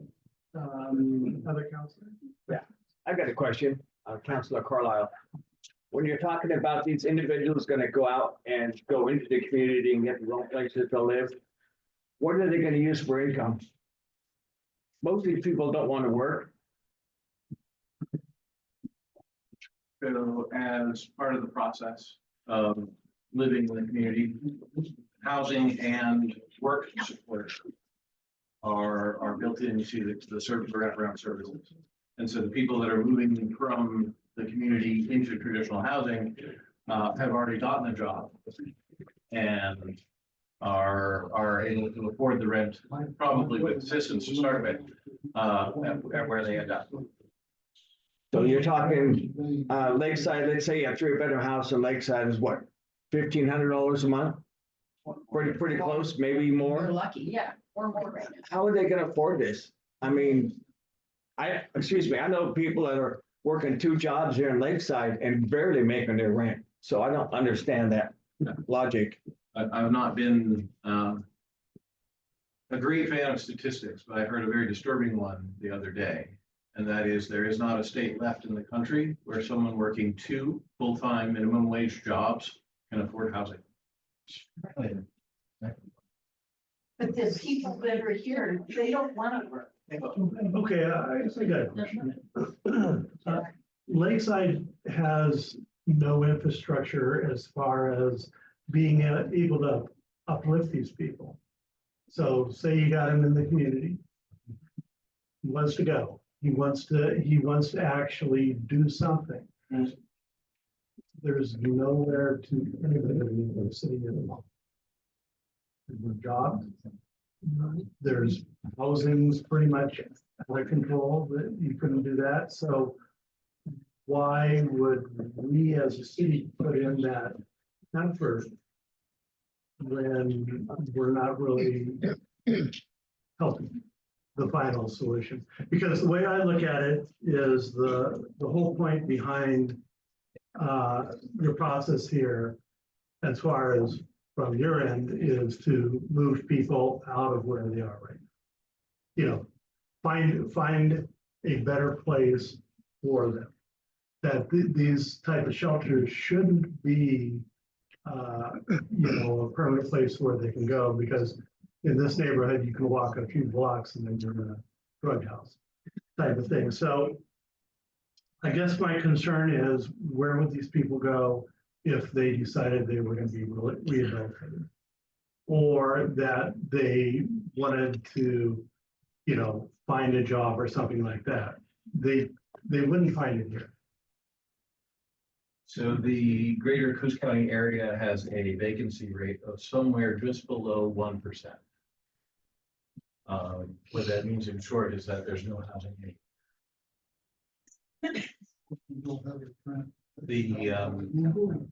So in an attempt, we look at housing as a continuum from emergency shelter, transitional shelter, transitional housing, all the way through to homeownership. And I will be very honest with you, there are holes all over that continuum right now. It's commonly said that even doctors that are moving into the Coos County area can't find homes. Okay, this is not an easy problem. It's not an easy fix. We are attempting, we have a project coming through that I mentioned that fills in the lower income assisted housing. And it's going to have some permanent supportive housing in it as well, where the wraparound services continue. This is about, so that would be our best bet. Right? So if someone stabilizes, they're there for 2 years and they say, I want a job and I want to do something with my life, then that's our next best step. Unfortunately, it's about 3 years out, so it's possible. I guess the short form is they would have to look for work somewhere else. We don't have public transportation. We don't. No, we don't. Well, I'm sorry, I don't mean commute back and forth for work. I mean, live in the supported housing at the next step of the continuum. So we talked about the county and how Lakeside really doesn't have any land. I mean, there might be a few spots where you can put maybe 2 or 3 huts on it or whatever. But we're really kind of short on that. One of the things that keeps on coming up when I've talked to people on this is the problem of dumping. How do we know that, you know, on the people coming in, how do we know that, you know, say North Bend or Coos County just decides, well, there's an opening over here, because you said each one of these has a really long wait list. So, you know, we want to take care of our citizens, and that's our primary concern. Other people, you know, it's our citizens that are most important. And in addition to that, I believe the issue, and I forget the lady and gentleman's name, where we actually offered, that live in the van, we've actually offered them housing. And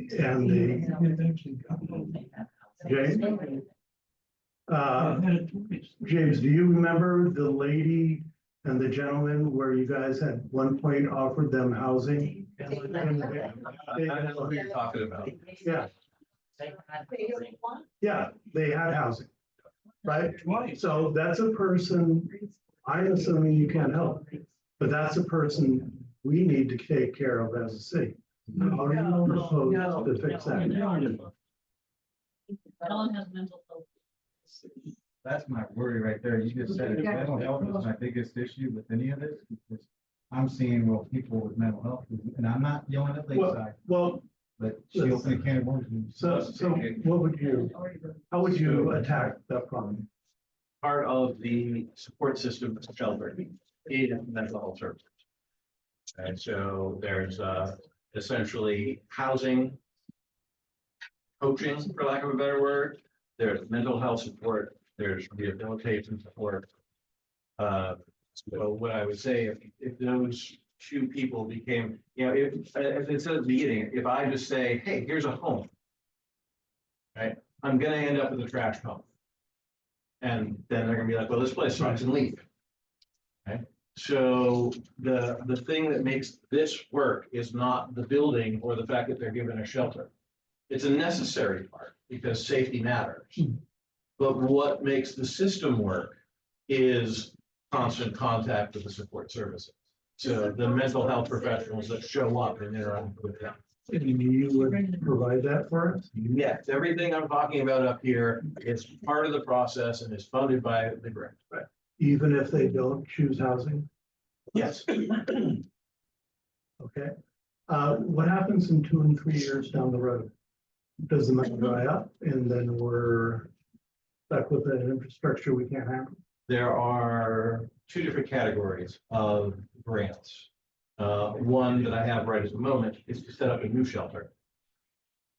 Once the shelter is established, it moves into a secondary set of grants which have a 93, I think, % renewal rate for ongoing funding. So, as long as my memory is sound, I have to talk to OHCS again, but, there is ongoing funding available. Thank you. Yes, you're welcome. Questions, Rob, Mr. Shuttleworth? I'd like to back up a little bit to a different level of the question. Correct me if I'm wrong, there's basically 3 ways a local government can deal with the homelessness issue. One is to ignore it and hope things work out. The other is to use law enforcement to encourage them to go elsewhere. And the third is some kind of programmatic response like you've been describing. Is there another option I haven't thought of?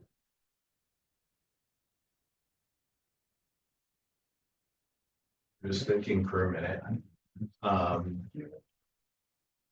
Not off the top of my head. Right, so now I'm gonna put this out to the audience. As a community, Lakeside is going to have to make a decision at some point as to whether it wants to ignore the problem and hope it gets lucky and doesn't have the problems that Krista was talking about with the current situation, or it's gonna have to decide to move them elsewhere by using law enforcement, which it doesn't have, which means we all collectively have to decide to pay for law enforcement and get that going. Or the third thing is we have to find some kind of program to help them transition into housing. I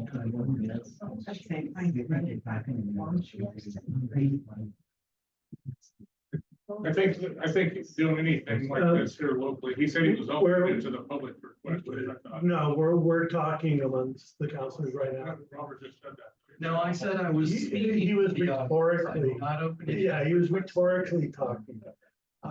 Any councilors with other questions? Okay. Use your microphone. Thank you.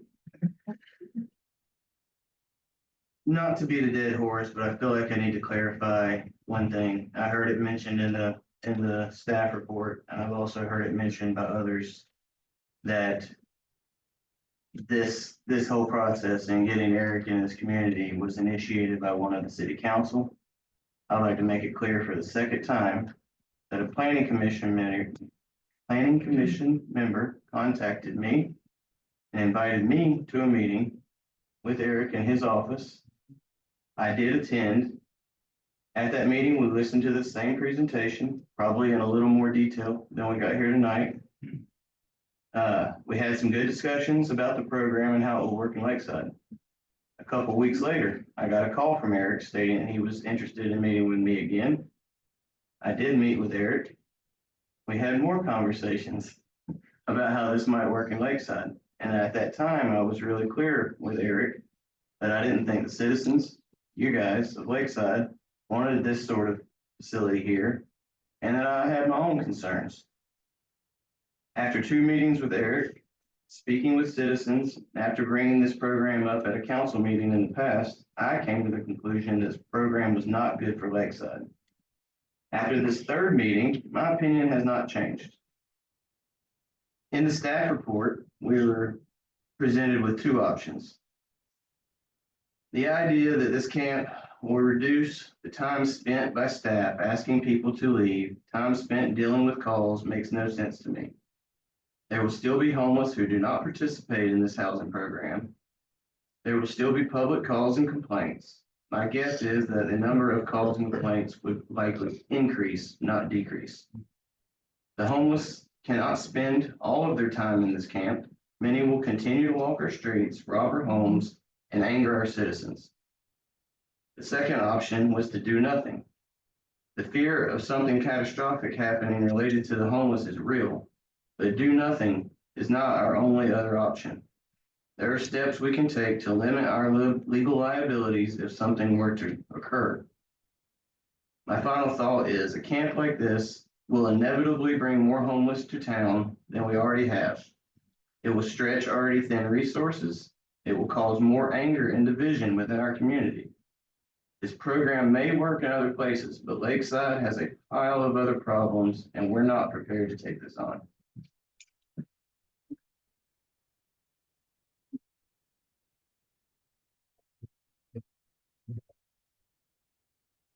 Additional questions at this point? No? Okay. So let's move on. Actually, Adam brought up a really good question. You can kind of see, Eric, that we don't have a lot of confidence that what you're offering us is going to solve our immediate problem. Did you have anything, statistics, anything to say that, hey, you're going to actually pull off 30, 50% of the people, or, anything like that? Or is it just, I don't know if I understand the question yet. So I feel pretty comfortable about if you get people into your system. I absolutely don't feel comfortable that you're going to get enough people in there to help us out. What are your feelings on that? I don't know how many unhoused people currently are in Lakeside. I've heard widely divergent numbers. There's, migratory populations and everything. What can I say? Where the system is working the best in Eugene. Are there still drug users and drug problems? Absolutely. Okay. So would this fix everything about the unhoused in Lakeside? I don't think it would. I don't think there is a solution that can do that yet. And I think that as a country, we are in for a worsening crisis going forward. And we talk about more people coming to Lakeside because there's a shelter here. Every community has that fear and concern. And every community's number of unhoused people is going up. It's a terrifying reality. Can I ask a question? Please, just for a moment. The thing is, I get to see a lot of these school districts. They close down these schools and let them go for hardly nothing. Why don't the approach them and find out one that's shutting down? They can house people in there. They've got cafeterias in there. They got restrooms in there and everything else, and they're away from the rest of the public. Well, that's not Eric's program. That's not Eric's program. No, but I mean, it's a good question, but what I'm getting at, you gotta ask a little bit. Go out and get your feelers out there and find out what alternative there is besides just one alternative. Yeah. Okay, so we need to start coming up with what we want to do. So does somebody want to make a motion? And you can modify the motions that were presented in the staff report if you want. Well, I think that's one of the motions. So make some motion. Can I make a comment? Not to Eric, to the council? Sure. First off, though, Eric, I understand what you're doing. I appreciate you coming down here. I understand that there is this problem. So the comments we've made, it's not that you were with a lot of the homeless in general. We've got and I won't say it's different than others, but in our minds, our homeless population is mostly drugs and thieves. That's what I think the biggest outlook here is, or thoughts. So, I commend you for doing what you're doing. But now for the council, with all these new funds and everything available, why can't the council approach the state and the federal? Let's get Shutter Street back open, bring the homeless up there, and then the city can benefit by getting the sewer turned back. We don't own Shutter. I realize that, but there's all these grants and it's set empty. We, The question. we have commissioners out there who you might want to put a vote in their ear. You know what I mean? Yeah, that's what I mean, city. Right, we were contracting the sewer rates and that's that. I'm just throwing that out there. Yeah, well, hey, I would say go to the county commissioners and start, well, actually, I think the state owns it. So, yeah.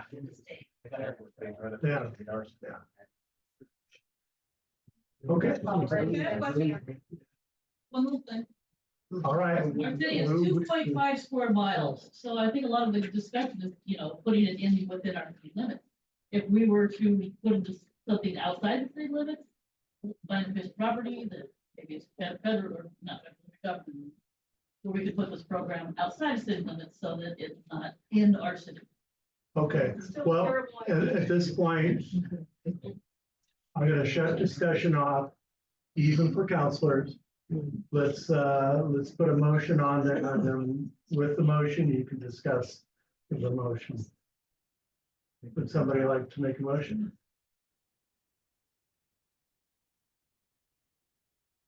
Back to me. I believe that we have heard a lot of information today, both from the public and from Eric.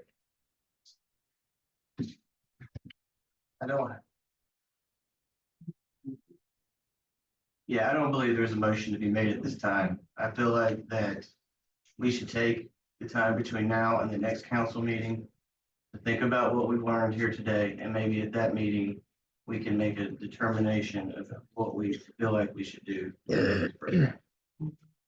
Okay, so I understand the motion is to,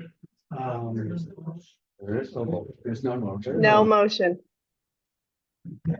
No. okay. no motion. Somebody wants to make a motion, and it drops. It's a special meeting. There was no motion to be made. That's not true. That's a workshop, not a special meeting. No question. There's. So there is, my understanding is there's no motion on the table. So No this- motion. This will not go on the agenda for the next one. Right, Okay. it's done. No motion made, it's dropped.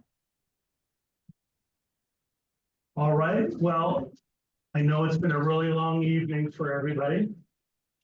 I'm going to go ahead and adjourn the meeting at 8:37.